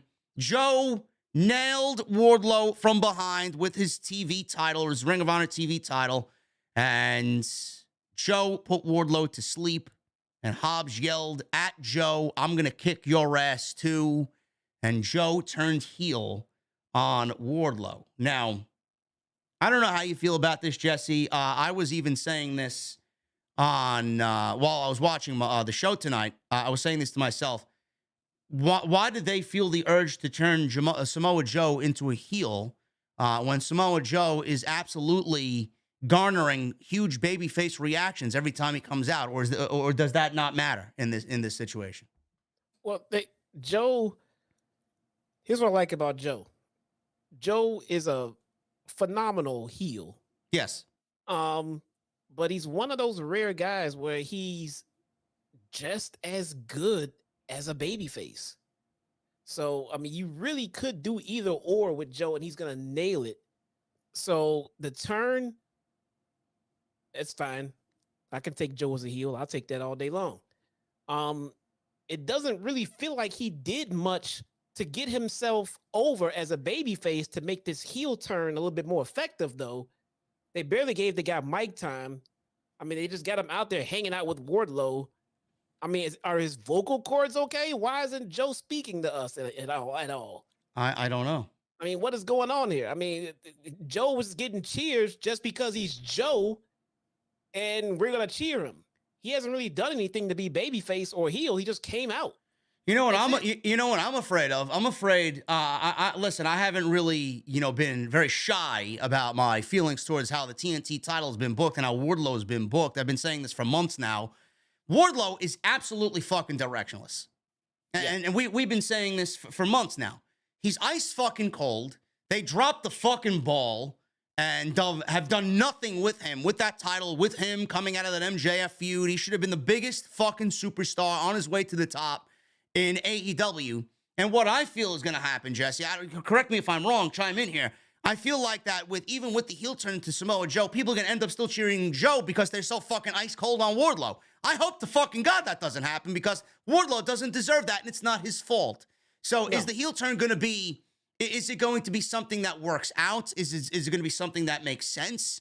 I don't know. You got to look at Wardlow's situation. He's ice fucking cold. Why would anybody want to boo Samoa Joe? I don't know. I mean, that's a good question because I mean, on the surface, you want us to cheer Wardlow, and that's what we've been doing. You want us to boo Joe. Well, he attacked Wardlow. That's a reason to boo Joe. But that's a good point. Wardlow's been ice cold, and people have been cheering Joe, so... Wardlow has done nothing to get those reactions he was getting in that MJF feud. Nothing. And I don't mean that towards Wardlow. I mean that towards creative, because you've given him nothing to really continue that momentum. Now that momentum is at fucking zero, and you're going to ask me to boo Samoa Joe because he attacked Wardlow? Why would I do that? I was also never a fan of this Goldberg-esque gimmick they've been giving Wardlow. They've even managed to mock the chants of Wardlow. They get the camera watching him come through the backstage area and through Gorilla. It was such a clear and obvious and blatant Goldberg, similarity. I never liked that at all. Maybe it was just a me thing. They failed to capitalize on the MJF heat.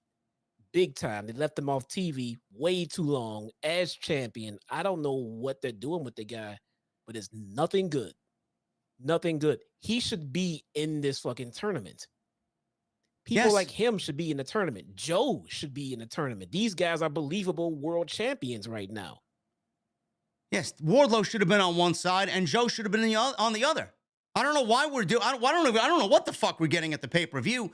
So now, from what we see here, Joe turned on Wardlow. This is basically a much sped up version of what's going to happen with Swerve and Keith Lee. So they're basically telling the same fucking story with four different guys.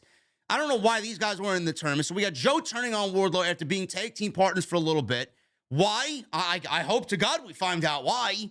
I mean, it can't be what Wardlow said tonight and him wanting all the championships. At least he has a fucking mission statement for himself.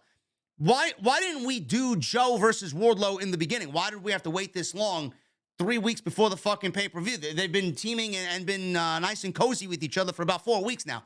Why didn't we get this at the start if this is the ultimate direction in which you wanted to go? Why didn't we get Joe versus Wardlow and then Joe or Wardlow versus Will Hobbs to follow? Or Wardlow and Will Hobbs and then Wardlow and Samoa Joe? Like, you couldn't build a path for certain matches to have. Now it looks like we're going to get all three of these guys in the ring together at Full Gear just to get it all over with because there's nothing else that these guys have to do. Well, so it looks like that they wanted to build the friendship, or the camaraderie between Joe and Wardlow to make the heel turn and the breakup, is supposed to be more effective, but they failed at telling me that story. Just having Joe and Wardlow hang out together and giving them a weird, name together and everything else, they failed to establish these guys as friends or a team that we would care about when one turned on the other. They were just kind of just there. Like I said, Joe hasn't said really shit. Joe is golding on the microphone. He hasn't really said anything on the microphone to help build up, him and Wardlow being cool with each other and no shit like that. But so the turn was kind of mid to me. I mean, it was just Joe turned, how can you trust Joe? Of course he fucking turned, he's a fucking asshole. It's like Randy Orton turning on somebody. Like, did he though? I mean, he's just being himself at this point, Joe's an asshole. He'd be the first to admit it. I mean, was it really a turn? So it was a very lackluster turn for me as far as heel turns go because of who it was and what was on the line, which is nothing. Again, I ask why does anybody care about Wardlow now? Why do I care that Joe turned on Wardlow? Do we all love Wardlow so much because he's been so fucking amazing on television the last 3 months that Joe turned on him? Now I'm going to boo Joe? Nobody wants to boo Joe. No. And what are we doing here? Is this title for title now? Joe walked out and people were still chanting Joe. I mean, yeah. Is this? Are we coming out of this with a double champion? What are we doing? You get two champions. Are we merging the TV titles? Well, the TNT title and the TV title? Triple threat. So who's going to take the pinfall? Poor powerhouse Hobbs. Who himself needs a fucking nice string of momentum and some wins. Jesus fucking. I don't know, man. I don't know. Renee Young interviewed Jade Cargill with her baddies. This is fucking bad. Never mind the baddies. Jade said she'll handle Nyla's ass at Full Gear, but she'll also handle it on Friday on Rampage as well. I mean, again, I'm going to say the same thing I said about Samoa Joe and Wardlow. Is Tony Khan positioning anybody here for, Jade or Nyla? Who do I care for? Who do I care for here? I care for Nyla. She's not winning. But I love fucking Nyla. What are we doing with this TBS championship? It feels like they're running around in circles with this Jade shit. 42-0 she's going to be. Do they really want to get to 50? Never mind fucking 8 more matches. I can't fucking stand this shit for another 8 more seconds. Jesus fucking Christ. Who's going to take the title off of her? Because it ain't interesting right now. It's you're beating a fucking dead horse. The pinata's already been fucking broken open. Nobody gives a fuck anymore. So what did Jade say in her interview to Renee again? I'm going to handle Nyla Rose's ass at Full Gear. And Nyla for the win again on Twitter replies, "Oh, handle me, baby. My safe word is John Stamos." I love Nyla Rose, man. Yes, she's great. She's fucking great. She's very good. This is Being not. wasted. Being wasted. Guarantee you this match goes 5 minutes and it stinks up the fucking joint at Full Gear. And what are we doing? Nyla's going to lose, and what happens? She's been parading around with a championship that she's never going to win just for the sake of, oh, yeah, look, I got championship gold, and she's never won anything. This has been the most interesting thing to ever happen to that TBS title. Yes, and imagine that. Nope. The most interesting thing to happen to the TBS title is anything but Jade Cargill. Yep. Yep. It's someone else parading around as champion when she's not. That has been the most interesting thing with the TBS title. Moving 41 and 0, 42 and 0. Name one interesting match out of all of that. I can't remember. I couldn't for the life of me think of anybody she's beaten. Athena. That was it. Athena. Has she had one memorable match? No. Nope. Has she done anything of interest, of note, that's going to be remembered in the annals of pro wrestling history? No. She's done nothing. Nothing. Nope. You know Athena's heel now? Athena is heel. Yeah, on Dark, she turned heel. She basically turned heel. She turned heel. Another woman Tony Khan brought in to fucking banish to AEW Dark. It's great. Dropped the ball on her, man. Maybe one of the best female performers in the entire company. Dark. We will see, though. Maybe she's going to come back to TV with this gimmick, and maybe it'll be something more interesting. The most interesting thing that happened in Jade Cargill's title run is the fucking Twitter beef she started with me for absolutely no reason. Yes. Again, please tell me when I'm telling lies. She got more of a reaction shitting on me wrongfully than any time in her 42 fucking match win streak. Again, please tell me when I'm telling lies. Well, she's doing interviews and taking questions about you. Yes. She's sitting in the locker room probably right now. Hi, Jade. Her and Brittany. Hello. Her and Brittany sitting around looking at you. Hello. You know? Please tell me. Am I lying? No. Nope. Well, you need to critique in the most professional way. Fuck off. Fuck out of here. TBS title match is going to fucking be positioned, what? 9th on the card. And how much time are you going to get? You barely get 6 minutes. Guaranteed. It'll be forgotten by the time I fucking take a piss before I go live on the 19th. Fuck out of here. Tony Schiavone's in the middle of the ring with Britt Baker. And Saraya comes out. Saraya revealed. This is the big story. Saraya is now 100%. She's cleared for in-ring action. Big news. She got emotional when she said it. Happy for her. This is a great get for AEW. This is what we need to do. Hopefully she delivers in that ring after 5.5, 6 years back or away from the ring. Saraya, emotional. She says, AEW is my house. And then Britt Baker says, and I quote, is there anything more fickle than an AEW fan? I don't know, bro. We fickle? What the fuck that got to do with anything? Are AEW fans fickle? I've always heard WWE fans are fan weather fans or fickle, whatever. Well, are we fickle? I don't know. Let's come back to that.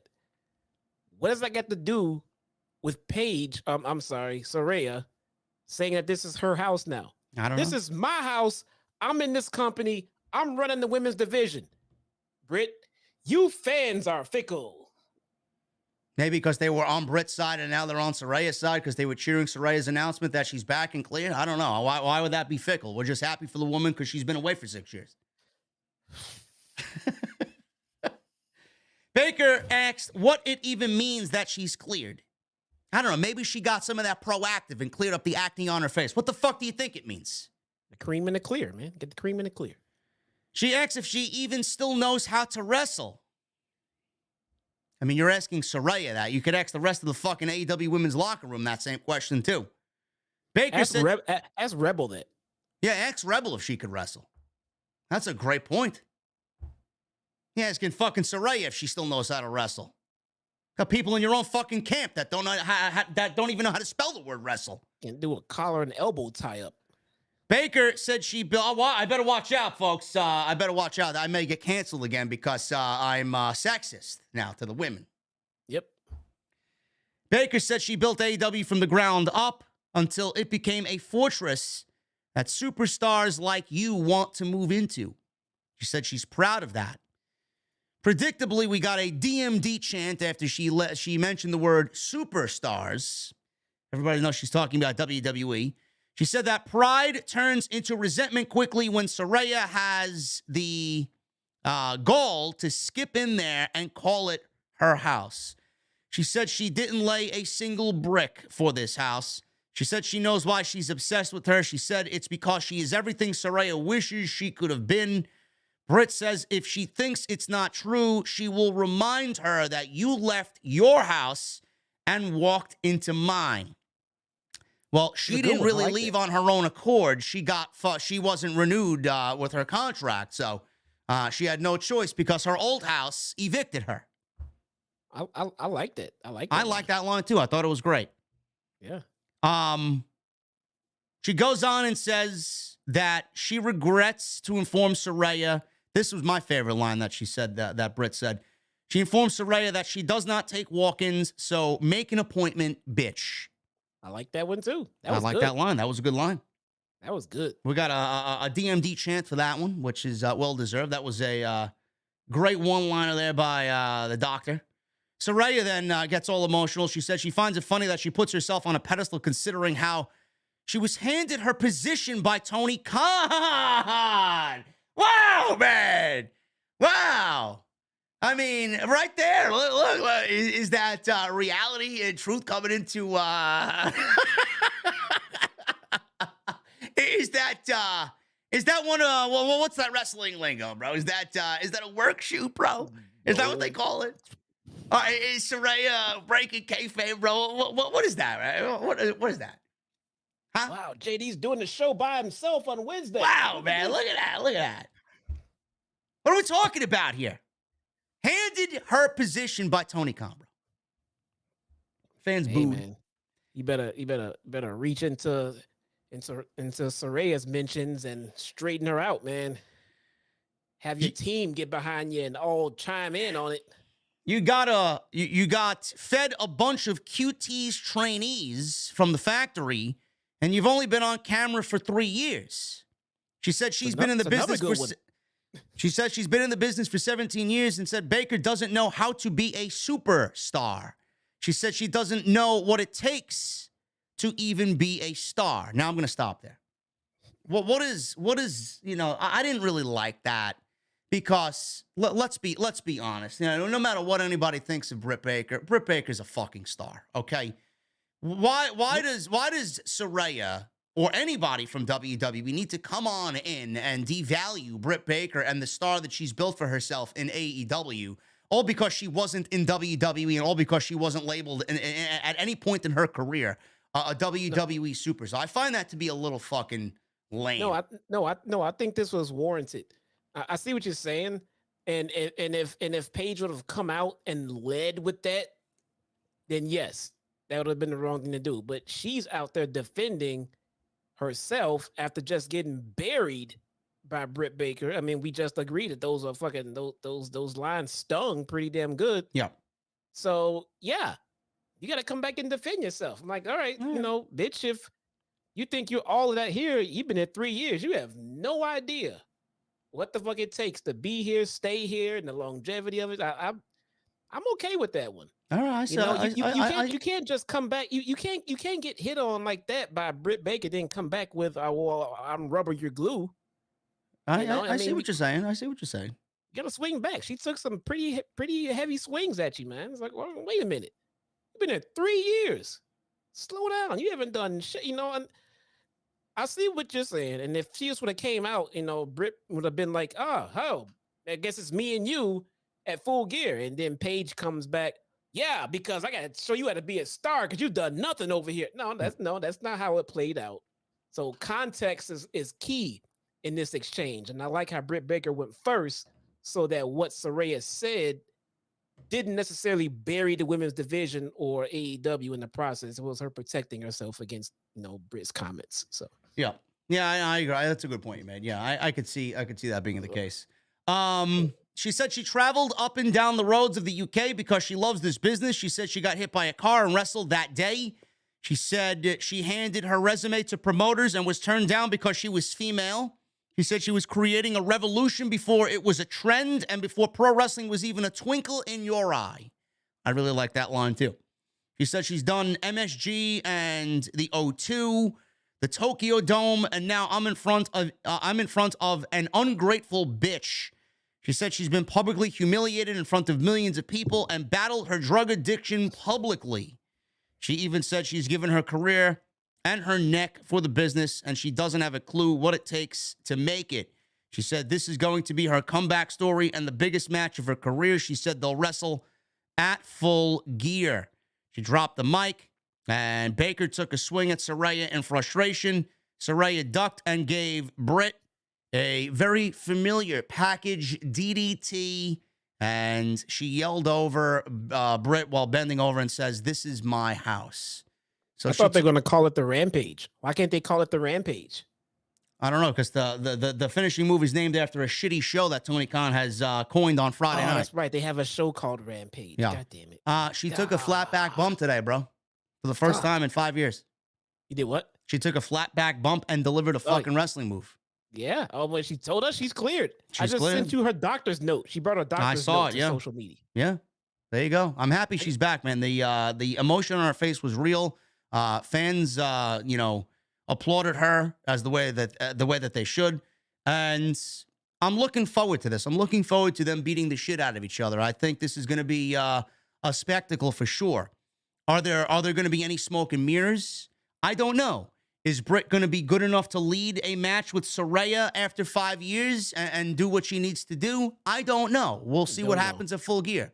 I would anticipate that they are definitely working lengthy on this match. Yes, they have to. I'm assuming. I mean, the number one priority here is Saraya's safety. Yes. And I think like I said before, my first choice would have been Serena Deeb in that regard. I get that you want to put her in something high profile, so you gave her Britt Baker. I'm not of the faith that Britt is going to be dangerous with her. I think she'll be fine with Britt Baker in the match. How good will the match be? They got to tell us. They got to show us. But I'm not concerned on the level of, oh God, she's gonna fucking botch her back into the DL. I mean, she'll be fine. But I mean, I'll keep it real. My first choice would have been Serena Deeb, but I can see the Britt Baker match being a higher profile match and a better match, for a pay-per-view. I think she'll be fine in that regard. I just hope they don't try to do too much. I'm happy. I'm happy that Saraya is back. Let's get that straight. I just hope that she is capable of doing what I know that she wants to do. And I hope that she's okay to do it. I hope that she's okay to do it too, because if she gets injured again, it's going to be a terrible look for AEW. It really is. It'd be a terrible look for her. Unfortunately, for her too. I'm looking forward to this, but my criticisms from earlier in the show, you got this, you got Saraya and Britt, and then you got Toni Storm and Jamie Hayter. Why is this match more important than the world title? And it's more important. And don't get me wrong, I get this is her return after 5 years. I get it.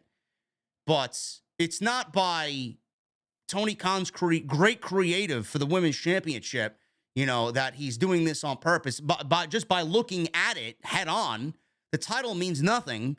And then by default, this is the most important thing on the show. It should not be that way. The world title should be the most important thing on your show. Toni Storm and Jamie Hayter should be the biggest women's match of the entire night. This should be in its own little bubble. But you got 3 women's matches, with this one being the most important and the women's championship being the second from the top in the division, it should not be the case. I don't understand the lack of creative direction here for the women's championship. It's a problem. And while we're on the subject of that and the titles, and we were just talking about too many titles in AEW with the All Atlantic title. Can you explain to me again why we have 2 women's champions? I don't know. Did they just create this title for Jade? Basically. Who has she defended the title against? What? She's defended the title against fucking indie jobbers, bro. Nobody that's TV ready, nobody that really people give a fuck about on TV. What has she done? And this is not a knock at Jade, because truth be told, she's done a good job with the title run and everything else. It's starting to run its course a little bit, but all in all, you know, there's always a situation where does the title make the wrestler or the wrestler makes the title. This is a situation where Jade definitely made the title worth something. I don't know how much of it's worth, but it's got a little bit of value to it, especially with the streak that she's on. But, you know, let's put our cards on the table here. Why do we have 2 women's champions? 3, technically, right now. We got 1 sitting at home. I don't know. I mean, why is Jade a world? There should be 1 women's championship. 1. We don't have 2 different fucking brands here. We have 1 women's division. There should be 1 women's champion. I don't know. I don't know anything anymore. TBS title's worthless. Yep. Honestly. Anyway, I'm looking forward to this match. The match is made official for Full Gear. It's going to be Saraya and Britt Baker, one-on-one. We'll see what happens. So I'm hoping for the best. Sanjay Dutt, he handed Cole Carter 2 dimes from NXT, if you guys remember. Well, maybe you don't. You don't watch NXT. I mean, who does? An envelope with money and said he's earned his money from last week. Cole joined QT and the other factory members. It's nice to see my boy Lee Johnson, Big Shotty, back on TV. Shout out to Big Shotty. QT said it was a good thing doing business with Sanjay, so next time, half off. Danhausen, Orange Cassidy, and the best friends walked up. And Marshall told Cassidy he should defend his All-Atlantic title against Lee Johnson on Friday's Rampage. Cassidy immediately agreed. Trent Beretta then said, "What's up, scumbags?" to Jay Lethal, who took exception to this and challenged Jay Lethal to a match later on Dynamite, which we went right into. Jay Lethal and Trent Beretta. This went about 7 minutes. Nothing really happened here. Sanjay Dutt attacked Danhausen on the ring apron and headbutted him into oblivion. Lethal then hit his lethal injection for the 1-2-3 over Trent Beretta, and that was basically it. After the match was over, Sanjay Dutt was being interviewed by Tony Schiavone. Sanjay took over the interview, yanked the microphone away, yelling into the microphone, very cringy. And Jeff Jarrett is introduced out to the stage to his Impact music, as Jesse loves Jeff Jarrett, as you see. Jeff Jarrett's out there with his music, guitar in hand. Jarrett said people are probably wondering why he's in AEW. Why is he in AEW? Yes. He touted back for this one. He touted having over 1 million views of his debut. He called himself the last outlaw. He says when a friend calls, a friend shows up. He touted Lethal, saying that he signed him to his first contract. He noted that he was somebody that has wins over Ric Flair and Sting, and also was a Grand Slam champion in Ring of Honor. He said Dutt has the IQ of 181. He says they've taken over promotions all over the globe. He said Singh is a legit giant, not a make-believe monster who wears red skinny jeans and is produced by the Banana Nose Circus.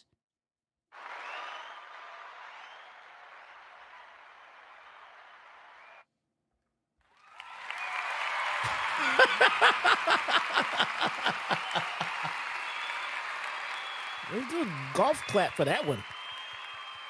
So the make-believe giant wearing skinny jeans is Braun Strowman, and the Banana Nose Circus is basically WWE being run by Big Nose Triple H. Jarrett, in full fuck you mode, because he got fired from WWE by Paul Levesque's administration, is now throwing jabs at the company that he used to work for under Vince McMahon and Bruce Pritchard as only of 2 months ago, bro. I mean, you would have put down a company that decided they didn't need your ass. Just don't mention them. And by the way, for you guys who are wondering why Jeff Jarrett was fired, he was head of live events over in WWE. His position was filled by Road Dogg, D-O-G-G, Brian James. And Triple H and his administration fired Jeff Jarrett because Jeff Jarrett was a hire of Bruce Pritchard and Vince McMahon. And Triple H is actively changing everything Bruce Pritchard and Vince McMahon. And conveniently, Triple H brought back most of the people that Vince McMahon and Bruce Pritchard had fired that were once under Triple H in NXT. So he gave him Jeff Jarrett's position and said, Jeff Jarrett, Double J, fuck off, bro. And that's basically what happened there. Monster Brand Man says, no WWE return for Double J. Bro, I don't think you know the history of Jeff Jarrett and WWE. He already came back. If he came back from what he was kicked out for before, he can come back after anything. All he did was call Triple H the Banana Nose Circus. Well, he was the only man to ever hold Vince McMahon up for money at a goddamn show. Yeah. Got fired for it, and Vince said, I never want to see that motherfucker in my sights again. And then he's back in WWE. Hall of Fame, management, shaking hands with Vince. Bro, calling Triple H Big Nose, that's not enough. That's not enough to get you barred for life. But he's a Hall of Famer. He's a Hall of Famer. He said he's the only player in the NBA history, or the history of the NBA, Sanjay, Jeff Jarrett talking about Satnam. He says he's the only player in history of the NBA to be born and bred in India. He then called out Sting and Darby Allin. Jarrett took exception to a producer telling him to wind up the segment. He chased the guy with his guitar, and Jarrett's music played to end this segment, and Sanjay tried to calm him down. So, bro, let me get this straight. So, Tony Khan, the genius of Tony Khan in the last few months, has now led us down a path, bro, where Jeff Jarrett is on TV, and we now have basically TNA on AEW television with Jeff Jarrett in the ring at Full Gear with Sting and Jay Lethal, bro. Is that what I'm getting at? Is that what I'm getting from this match being made at Full Gear? Or maybe Tony Khan said, fuck that shit. Jeff Jarrett was a part of the Ric Flair match with Andrade and Jay Lethal, right? Maybe we could do our own version here with Sting, who's a lot better than Ric Flair, and Jeff Jarrett. He was great there with Jay Lethal. We can bring them on into Full Gear and do our own fucking thing. Why? You want to know who I feel bad for in all of this? The fans? Well, want to know who else I feel bad for in all of this? Darby? No, Jay Lethal. He does not deserve this shit, man. He does not deserve to be caught up in this rudimentary, fucking ridiculous ROH fucking bullshit that they're doing over here in AEW. Jay Lethal is way bigger than this shit. Bro, we are getting Impact on AEW television. What more do I need to say? It's not fun anymore. Impact.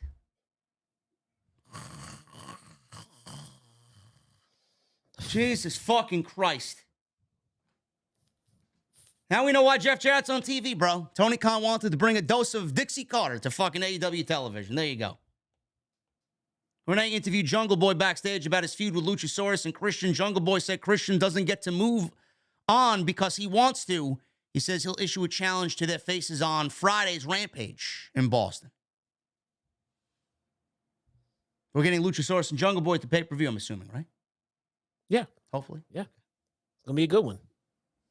John Moxley made his ring entrance with William Regal.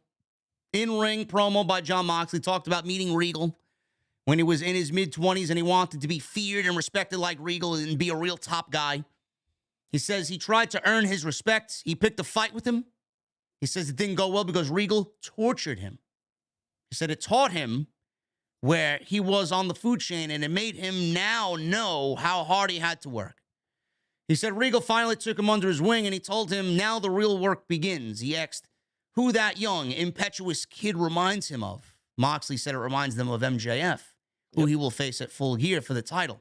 He said he first wrestled MJF over a year ago and MJF thought he had it all figured out back then, but he left him battered and bleeding. He said he showed him where he was in the pecking order. He said now MJF is back and it will be different this time. He asked who exactly is MJF because he seems to be having an existential crisis. Who dresses in clothes that's bought by his mother, and he tries to look successful. He also talks the big game of a big-time world champion pro wrestler, the kind he wants to be, but he said Mox is an actual multi-millionaire world champion so you can't beat him.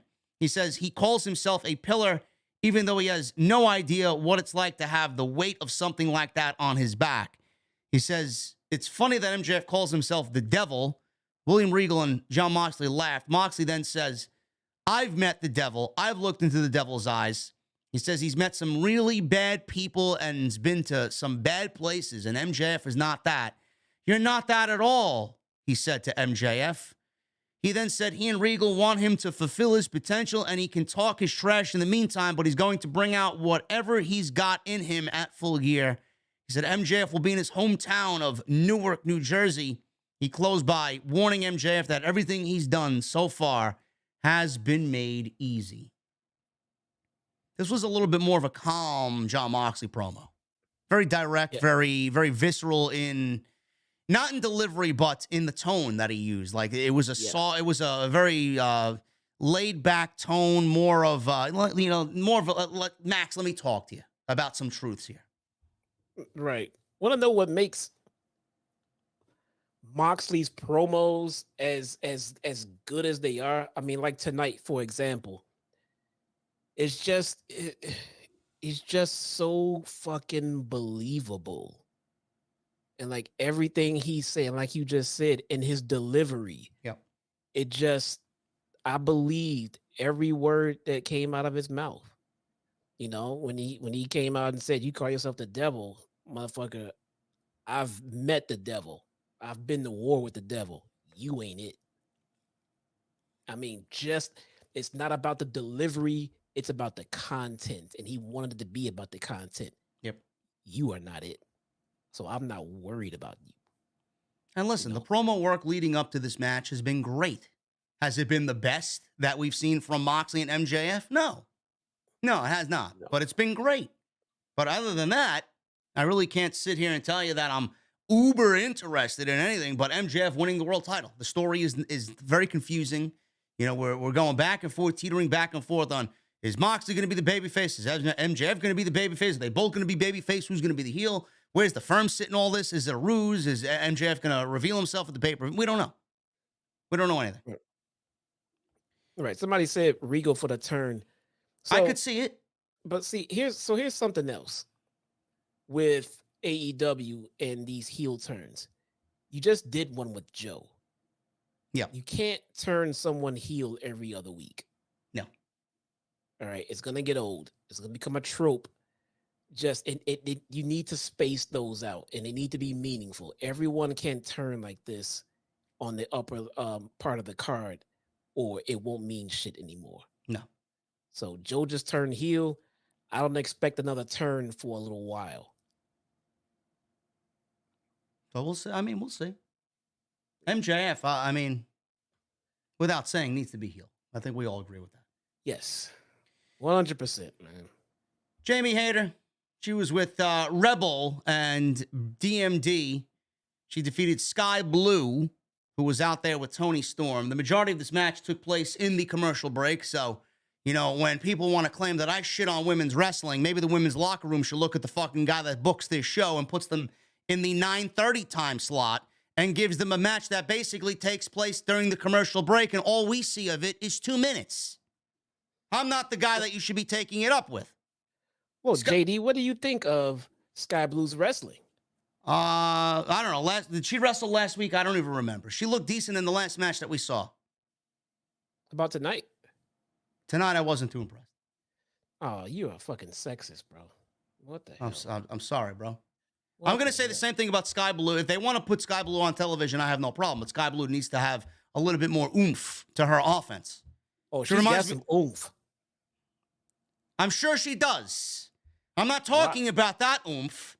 I'm talking about the oomph. I'm talking about the offense that reminds me of Liv Morgan and The Miz. Weak. Oh, well, that's different. She needs a little bit more of an impactful moveset, bro. I don't believe anything she's doing in there. It's all fluff. Oh, It's all fluff. fluffy. She had a great looking code red, though. I'll tell you that. That was fucking gorgeous. Outside that, I mean, it's all fucking fluff. What the fuck are we doing I in think it? you can thank Jamie for that one, though. Well, I mean, well, yeah. Whatever. She did it. She did it and executed it. It looked great. But it's all fluff. I get it. Oh, it's all fluff. Yes, it's all fluff. I know. Sky Blue, she started off pretty aggressively. She was going after Hayter because she needed to, because Jamie Hayter's a savage. And then she did a Cazadora into an arm drag back into the ring.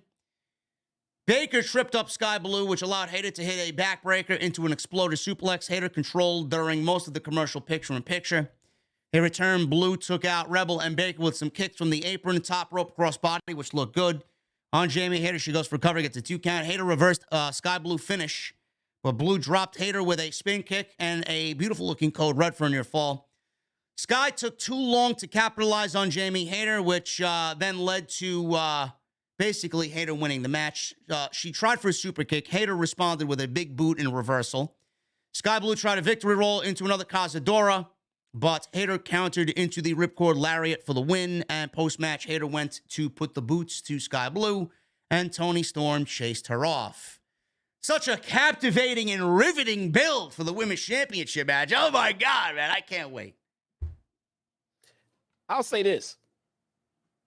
I like how when Jamie Hayter comes out, she comes out by herself with her music now. Remember, she used to come out to Britt Baker's music. Yeah, something that we have criticized in the past. Yeah, she comes out by herself to the top of the ramp to get her pop and everything else. And then as she's coming down to the ring and the camera guy is still focusing on Jamie, then somewhere out of the backdrop comes Britt Baker. I like that. I want to see Jamie get her chance to shine out there, and I don't want the pops that she gets to be a mix of hers and Britt Baker's fans. Yes. You know, and let's put it out there, man. Jamie Hayter is ready. Jamie Hayter is ready to come out of this background position and to get her name out there with the top women in that division. And she needs some kind of gold out there to help get that shit going. I'm sorry, Toni Storm, her run has been just as lackluster as Thunder Rosa's. All the women's title reigns have been lackluster. They have. Well, Britt Baker's was fine. Well, Britt's was lackluster too, but I mean, she's the most notable one because she's the biggest star there. Yeah, it's. So what do we do with this women's champion? How do we rectify this? Like, I mean, clearly they don't know what the fuck they're doing. So what I'm going to tell you guys, and what I'm going to insist on here, give a recommendation, a critique, is I know we don't want to see Britt hold another championship, but you know what's going to fucking happen because she's there for the next 5 years. So what I recommend happening here is that Britt beats Toni Storm for the championship. Britt ends Thunder Rosa. Goodbye. I don't think she's going to end up having much of a role when she comes back anyway. And then we do Britt and Jamie Hayter, and Jamie Hayter takes the title from Britt Baker, and Jamie Hayter's the new star that Britt makes. Maybe we get a new star born. Bro, I don't think we're going to get another Thunder Rosa Britt Baker match. It's probably not the safest thing to do. Well, according to Britt Baker, they're Batman and Joker. Yeah, I get it, man. Plus, nobody's beaten Thunder Rosa before Toni Storm. I don't think you can move that title until we get that. If we don't get that match to unify them, that's always gonna be that situation out there that we never get Thunder Rosa and Toni Storm to unify. I think that match has to happen for the unification. I don't think Toni Storm loses until then. So you think Thunder Rosa is going to come back and beat Toni Storm? No, I didn't say that, but that match has to happen first before anyone else gets the title. Before Toni Storm loses the title to Britt Baker or anyone else, she needs to face Thunder Rosa first and reunify the titles. Then she can drop it to whoever, Britt Baker, whoever she's gonna drop the title to. I mean, but they need to do Tony Storm versus Thunder Rosa first. Well, we'll see. I think everybody's kind of in the same boat here. The women's division is talent's there. Creative is dog shit. None of it is interesting. None of it. It's like TV written by fucking fucking brain dead idiots. I don't know what to tell you. None of it is interesting. There's no direction. It's not going in one direction that's overly exciting. It's just there. Matches happen, and nobody gives a fuck about them. Yeah. Well, while they're still out there calling Tony Storm the interim champion, Yeah. that has to be rectified. Yes. It has to be. They have to do a title unification match. It has to be done. If not, it feels like it almost questions the legitimacy of the champion that is there if it changes hands before they reunify them. You know what I'm saying? Yeah. Even if Thunder Rosa goes off and faces the new champion and unify him that way. Well, hold on. You never faced Tony Storm. Well, I don't know why we needed this instance to be interim. I mean, if she was going to be out for this long, I mean, why are we doing interim? Oh, we're not going to get into that. We're not going to get into why they're doing interims. That's a whole different fucking can of worms, man. I mean, it's not like she's Brock Lesnar. The fuck are we doing? Because I agree with you. I mean, labeling Tony Storm interim for the duration of her reign is not really a good look for Tony Storm. It's actually kind of shitty if I'm looking at it.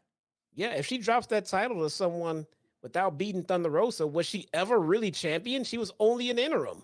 I agree. She has to beat Thunder Rosa to solidify her title reign. Will they do that? I don't know. I don't know. Alex Marvez was backstage to interview Ricky Starks about the Eliminator tournament. And then Lance Archer blasted Starks from behind by the neck, slammed him into the steel door, the steel garage that was backstage. Archer said, "Everybody dies." And, I mean, good luck, Mr. Starks. Now Lance Archer's on TV all of a sudden after how many months he's been away. Oh, there's a tournament. We got to get Lance Archer back on TV. Been killing it over in New Japan for what I hear. As he should. Yeah. Finally, guys, Bryan Danielson and Sammy Guevara. Main event here, 2 out of 3 falls. This is the second 2 out of 3 falls that Bryan has had in a couple of months. He did the Daniel Garcia 2 out of 3 falls not too long ago. This main event was fucking great. It was a great main event. Sammy and Bryan killed it tonight. I wish there was something a little bit more important on the line here instead of just 2 guys going at it. But it did build a little bit of excitement for that Fatal 4-Way Ring of Honor World title match at Full Gear, which I think should be excellent because all 4 guys in that match are excellent. So Danielson wasted no time going after Guevara with some strikes, top rope drop kick, sent Guevara out to the floor. Tay Conti tried to get involved there, and all of a sudden he gets blasted, did Bryan, with a steel chair. Sammy blasted him in the head with a steel chair, intentionally gets himself disqualified, and Danielson quickly, after about 3 minutes or so, is up 1-0 with a DQ that Sammy wanted and did on purpose. And I loved it. I thought this was a great move because when you see these 2 out of 3 falls, somebody like Bryan Danielson in there, you want to get the fucking advantage for most of the match and give yourself the best chance to win, Jesse. He went right for the kill, using an illegal weapon. Figures, I got another fall. Let me beat the shit out of him. I'll get the second fall, and then I'll get the third fall. So this was a nice play and a nice brain maneuver by Sammy Guevara. So I thought you might not like this one. I thought that you might feel that it's done too much. Every time there's a 2 out of 3 falls, the heel fucking cheats and gives up the first fall and then gets it back, and then they do that seems to be the way they always book a 2 out of 3 falls match. Yeah. So I don't know. The match was great though. I love the match. Well, it was a smart move regardless. Sammy doing it, I mean, it made him look like he was thinking ahead in the match, which is always a good thing. He fucked him up with that chair, man. Yeah, he got his hands up, though. Bryan got his hands up. So was that a blade job? Probably. Because look at it. I can't imagine why they would have that man take a fucking steel chair shot to the head. Yeah. And like his nose is fucked up, too. It looked like that chair hit him pretty good. Well, maybe it did catch him a little bit, but I think he might have gotten his hands up. Danielson was bleeding. It didn't get him flush. It didn't get him square, but I think it got him. He was bleeding around the left eye. And then Guevara goes for a pump knee. GTH quickly tied at 1-1. So we got most of the match happening in the third fall till the end. Guevara lit up Danielson with some strikes. Spanish fly. Tried the Spanish fly off the top. And he slipped a little bit. And then he corrected himself. I was waiting for the crowd to start chanting, "You fucked up," but he corrected himself pretty quickly. Danielson threw him off. Danielson locked eyes on Sammy and delivered the top rope headbutt. I don't know why he's continuing to do that move off the top rope. It makes me cringe every time he does it. So he goes right for a label lock. Danielson got, Guevara actually applied the label lock, not Danielson. Danielson got to the rope, breaks the hold. And we got Danielson firing up. More headbutts, wiped Guevara out with a springboard attempt into a Busaiku knee. Guevara went to the outside where Danielson hit a charging knee off the apron, hit a few kicks to follow. Guevara turned it around, hit a charging drop kick right to the face. So Danielson is rolling towards a cover here. Mello pulled out the referee, and she got ejected for trying to cheat.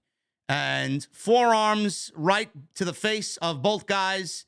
And Danielson ended up suplexing Guevara into the corner right on top of his head.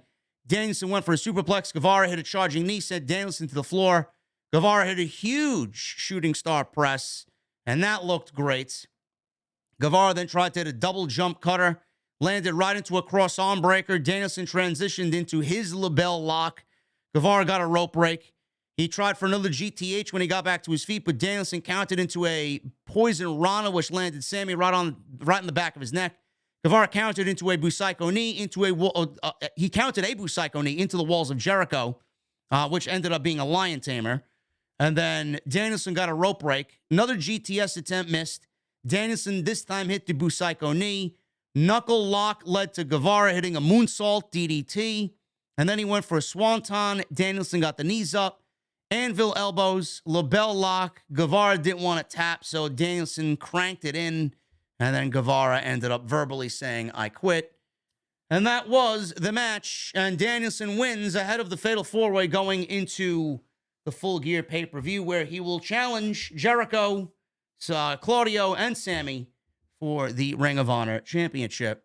All in all, Jesse, a great main event to I want to say decent but lackluster Dynamite. It was a lot better than it was last week, but our complaints are valid, our criticisms are valid, and I think we are both kind of just like blah about the AEW product right now, which I think is relatively cold. Yeah, I was gonna shit on that swanton spot at the end because because the camera caught Bryan positioning himself under Sammy for the move. Yeah. And I'm like, God, dude, I mean, it was just so blatant. He's just scooting over there, but the fact that he got his knees up for the counter, I'm like, okay. Then he was doing it to get in that spot because he already planned on going for the counter. Okay.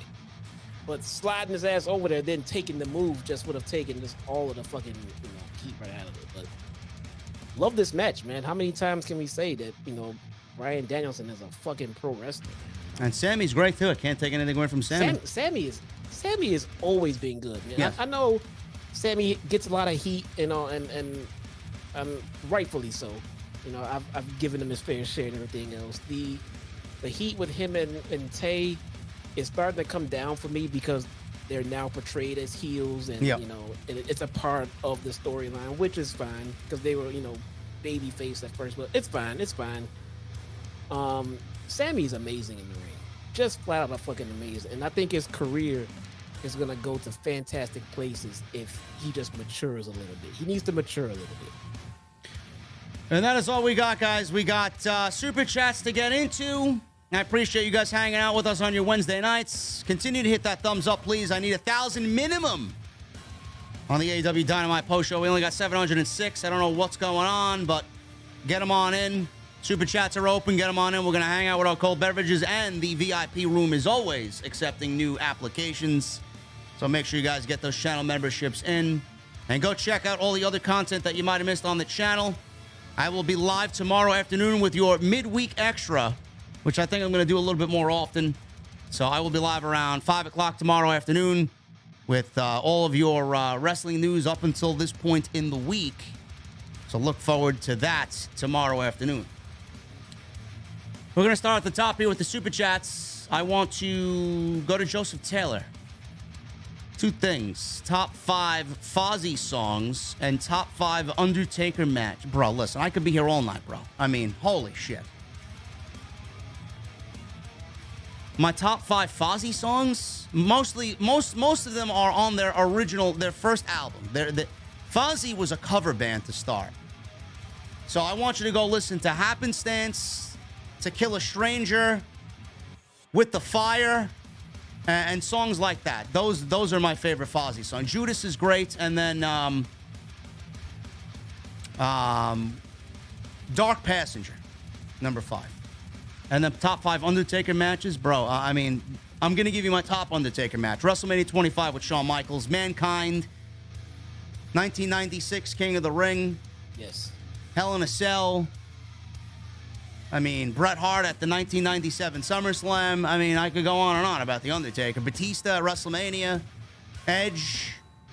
I don't think anything will ever CM be more Punk? iconic than the Hell in a Cell match with Foley. Yeah. And that's saying a lot. That's not saying the rest of them suck. That means out of all of the fantastic fucking spots and matches he's had, this one still stands atop. Yeah. That's going to last the test of time until we're all off of this earth. Yes. Also, Joseph Taylor with another $5 super chat. JD, I told you that Jeff, Jay, Darby, and Sting would happen at Full Gear. Yes, you did, bro. I think everybody kind of knew. I was hoping. We were hoping not, but yes. It is happening at Full Gear, and hopefully it does deliver on the 19th. Michelle Moran with a $2 super chat. Bryan has outgrown the BCC. He is better by himself. I don't know. What do you think about that, bro? No, I actually like the BCC the way it was originally. I like how they brought in Yuta. So Claudio fits in the BCC. He really does. But I just feel like it was a better group, a tighter group when it was just, the 3 guys there with Regan. Since Claudio's been there, I mean, it feels like they just taken Bryan out of it a little bit, and that I don't like. So that's why I'm like, I would rather have seen Claudio do something else if this is the direction they were going to end up going in. JP5150 with a $10 super chat. JD, I just don't buy into Saraya's hype anymore. She can talk good, maybe even give us a reason to care about her comeback, but the women's division will still continue to suffer from lack of care. Yeah. It's just the way it is, bro. I mean, the division is booked very weak. So to respond to that, I remember when Tony Storm came in and everybody was on the Tony Storm hype train, and I was sitting here taking heat for saying something along the lines of, I'm not excited because it's not going to mean shit because I'm not going to do anything with it. And here we are right now. And she's women's champion. Yep. And she's women's champion, bro. And they're not doing shit with her. Tony Brown with a $4.99 super chat. Booty meat lovers. Yeah, that was a lot of meat tonight, bro. Holy shit. Woo. Yeah, Tony Brown in my mentions on Twitter, and he's not even here. Daniel Bravo with a 3-month recommitment to the VIP club. Thank you so much, Daniel Bravo. Hey, JD, I thought that tonight Dynamite was really good. Can't wait for the Elite to come back at Full Gear. Should be good. They need some excitement, bro. If the Elite brings that, I'm all for it. Skinner becomes a new member. Skinner, thank you so much, brother. What are you drinking tonight? Tang 484. Thoughts on Brock Lesnar versus Orange Cassidy? No, thank you. I don't know why we're talking about Brock Lesnar when he would never wrestle anybody in AEW. Not today, Jay, with a $4.99 super chat. Sasha is still under contract with WWE. AEW marks need to chill the fuck out. They got played big time, bro. Sasha played the marks. Good. P-Mac with a $5 super chat. Yo, Jesse, you taking the family to see Black Panther. Got my son and my daughter tickets already. Wish they would have recasted T. Charla. Rest in peace, Bozeman. T'Challa. Oh no, he wanted to T'Challa, yeah. recast T'Challa. No, you can't. You can't, man. I mean, Chadwick is always gonna be Black Panther. I wouldn't recast him. Am I taking the family? No. Why? Because my home theater is better than any movie theater. There you go. And not only that, movies are coming home from theater 10 times faster than they used to pre-pandemic. So Black Panther comes out this week? It'll be home. It'll probably be home before Christmas. Yeah. So. Skinner with a $4.99 super chat. Bro, I'm so sick and tired of seeing Sanjay Dutt and Satnam Singh on TV every week. AEW's Omos. Get him out. Yes. Yeah, I think we both are, bro. Agreed. Did you see CJ Perry on Twitter today? No. Oh, I sent it to you. You sent it to me where? My phone? On your phone just now. This is what CJ Perry posted on Twitter 5 hours ago. Yeah, right before Dynamite. Oh my goodness. Yeah. I don't know if that was a tease that he was gonna return tonight or what. I don't know, but I mean, give her own emotes. What did she say? Has anyone seen Miro? His hot, flexible wife hasn't seen him since he left to battle his god. Bro, what is she wearing? Nothing at all. Check out CJ Perry on Twitter. Good shit. Okay, Miro. I could see why he's not on television. He is a busy man, bruh. I could see why he's not on television. He is a busy man. PMAC with another $5 super chat. Black Panther on Friday. Got my tickets for a Laker game on Sunday and brand new season of Yellowstone on Sunday. Oh my goodness, I can't wait for that. There you go.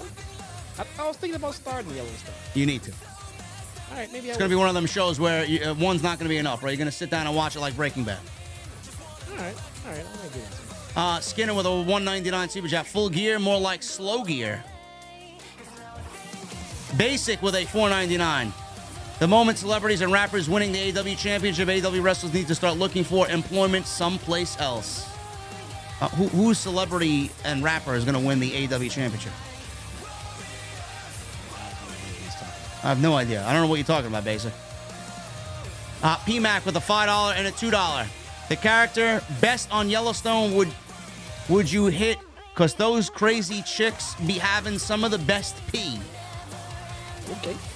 I'm gonna check out Yellowstone.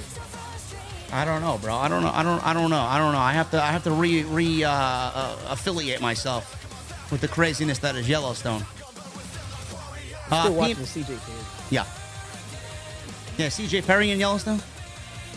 PMAC with a $2 super chat. Meant to say Beth. Yes, Beth is weirdly attractive in her own ways, bro. Even though she's a fucking psychopath. And that's Beth on the Yellowstone show, not Beth. Beth Phoenix. Oh, okay. Yeah. Wait, what? Basic with a $4.99. The Elite probably put a hold on the Trios division. They waited till Kenny came back so they could win the belts. You're probably right. So Michael Mirza with a $10 super chat. Miro is missing. Tony Storm is allowed on the mic. Wardlow is still doing squash matches. Trios titles are MIA. JJ is on my TV. Ring of Honor is eating AEW. Stories are disappearing. I just miss the old AEW. A lot of complaints there, bro. I can't really argue with any one of them. Skinner with a 99 cents. Thank you, bro. No message. Matt C with a $4.99. AEW needs to get rid of the All-Atlantic Championship. Less titles, the more prestigious. Move Rampage to 7 p.m. on Fridays. What do you guys think? Yeah, Rampage needs to be... No, man, you can't move it to 7 p.m. on Friday. You don't want to compete with SmackDown. No. You have to go to Thursday. Thursday, yeah. You have to go to Thursday, or Saturday night is not a good spot. Basketball's on TNT, right? Do they have any basketball on TBS? Yeah, all over the place, man. All over the place. It's going to be tough. Jamarcus Shaw with a $4.99. What's good, OTS fam? What's good, JD and Jesse? Hope y'all having a great night. What the fuck are y'all drinking? Jamarcus, hopefully you have a cold beverage, bro. Thank you. The Three Kings with a $4.99 super chat. To prevent injury, I hope they limit Saraya to 4 pay-per-views only. She should never be wrestling on TV until proven otherwise. I absolutely agree. Oh, we're not her doctors, dude. We don't know. We don't know. Yeah. We're not the professionals. We don't know. Her doctors might have proof of otherwise. I just hope that her health is where it needs to be to do everything she wants to do, as opposed to her finally just finding a doctor that would clear her all the way out in California, apparently. Yep. So, yeah, bro, you could watch Yellowstone on Peacock, bro. They got all 4 first seasons, and then the new season is on Paramount Plus. So if you got Peacock, you got it for free, or for your subscription. Phil with a $9.99. JJ is already overstaying his welcome. Double J, that is. Overstaying his welcome. He's not good for AWTB. I feel like TK is just trying to get enough through Full Gear. There's no sense of urgency. I hope next week when I am there, it's a better show. Jeremy Lewis with a $5 super chat. I was thinking about it, but you said it. Impact on AEW. TK is on Busted Open every week, but it's no surprise he's being negatively influenced. Cheers. Lakers lost again? Jesus Christ. Oh, well. The fuck, man? Phil with a $4.99. Is it wrong of me that sometimes I forget that Tony Storm is an interim AEW Women's Champion? It's not a good look. Hope all is well. OTS for life. No, you are not wrong, bro. It's not a good look at all. Keandra Blue with a $9.99. What's good, JD and Jesse? Can Jesse do some of the WWE Premium Live Event pay-per-views reviews? No. Unless Jesse wants to. Why would he want to? I don't know why. Why do y'all hate me so much? Really would love to hear your insight on the Triple H era. Best duo in the IWC. By the way, it's Keandre. You want my opinions on the Triple H era? Join my channel and hang out on my Dark reviews and Rampage reviews, man, because truth be told, there's not a lot fucking going on. No. On Dark or Rampage. So we just shoot this shit on any other thing going on in wrestling, any other topic, anything that my chat wants to talk about. So follow. RA with a $1.99. He simply says Popeye's chicken. No, bro. No. I don't eat junk food. Jamarcus Shaw with a $4.99. With everything that went on with Monday Night and Seth, do y'all think he secretly turned babyface? Yes, I do. Yeah. Seth low-key turned babyface. They needed a babyface. Yeah. Joseph Taylor with a $2 super chat. I watched 8 minutes of Yellowstone. I effing love it. Bro, I don't know how you love it after watching 8 minutes. I'll check it out. And Robert Hurt with a 21-month membership. Robert, thank you so much, brother. What the fuck are you drinking? And thank you for 21 months in the VIP club. Guys, that's all we got. Slow night tonight. Cain Velasquez is out. Does Triple H book him? Cain Velasquez is out of where? Jail? Jail, yeah. No. After what we saw of it, no. No, what? I don't know, but yeah, he sucks. Don't get me wrong. But the PR move, Cain Velasquez is held as a hero in a lot of circles, man, for what he did. Now we'll leave it up to the Crown Prince in Saudi Arabia, bro. Maybe he books him. Oh well, yeah, that's true. They're gonna need stars after Logan Paul and Roman Reigns. Who else they got? What other match they gotta do? yeah, true. Anyway, guys, we are about to get out of here. One more super chat. No more super chats. No. One more. Oh, no, one more. We got. My goodness. Whoa. My God.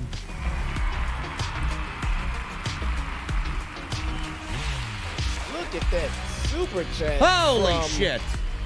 From Not Today J 499. TK has a lot of guys that came from WWE and he doesn't know what to do with them. Indeed. Right. All right. That's it. No more super chats. And then Rage with a $100 super chat. Oh, my goodness.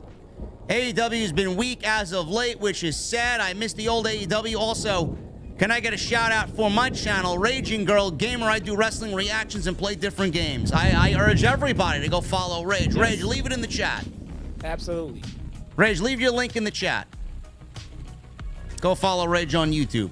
And Keandre, 199. Thanks, bro. I've been watching you guys for years. OTS for life with the 199 super chat. Thank you so much, man. Oh, quick shit. Join my channel and find out how you can enter the raffle to win a PlayStation 5 before Christmas. There you go. Fuck, sorry. Go to Jesse's channel and do that, guys. Listen, I'll be live again tomorrow afternoon with some extra. We got a midweek extra coming to just fill you in on everything that's happened. So join me then. If you guys are following me on YouTube, subscribe. You guys will get the notification. If not, follow me on Twitter at JDfromNY206. Twitter, Instagram, TikTok, and Cameo. And please hit that thumbs up, guys. If you guys are still in the chat and have not hit the thumbs up, hit that thumbs up. The trunk of the car stinks. I would really appreciate it. My car does not smell, bro, ever. Anyway, I'm going to need those Mustang emojis in the chat. I'm going to need those Rock On emojis in the chat. I'm going to need those Ace emojis in the chat. And I'll see you guys live tomorrow for OTS Extra right here on the channel, guys. I'll see you later.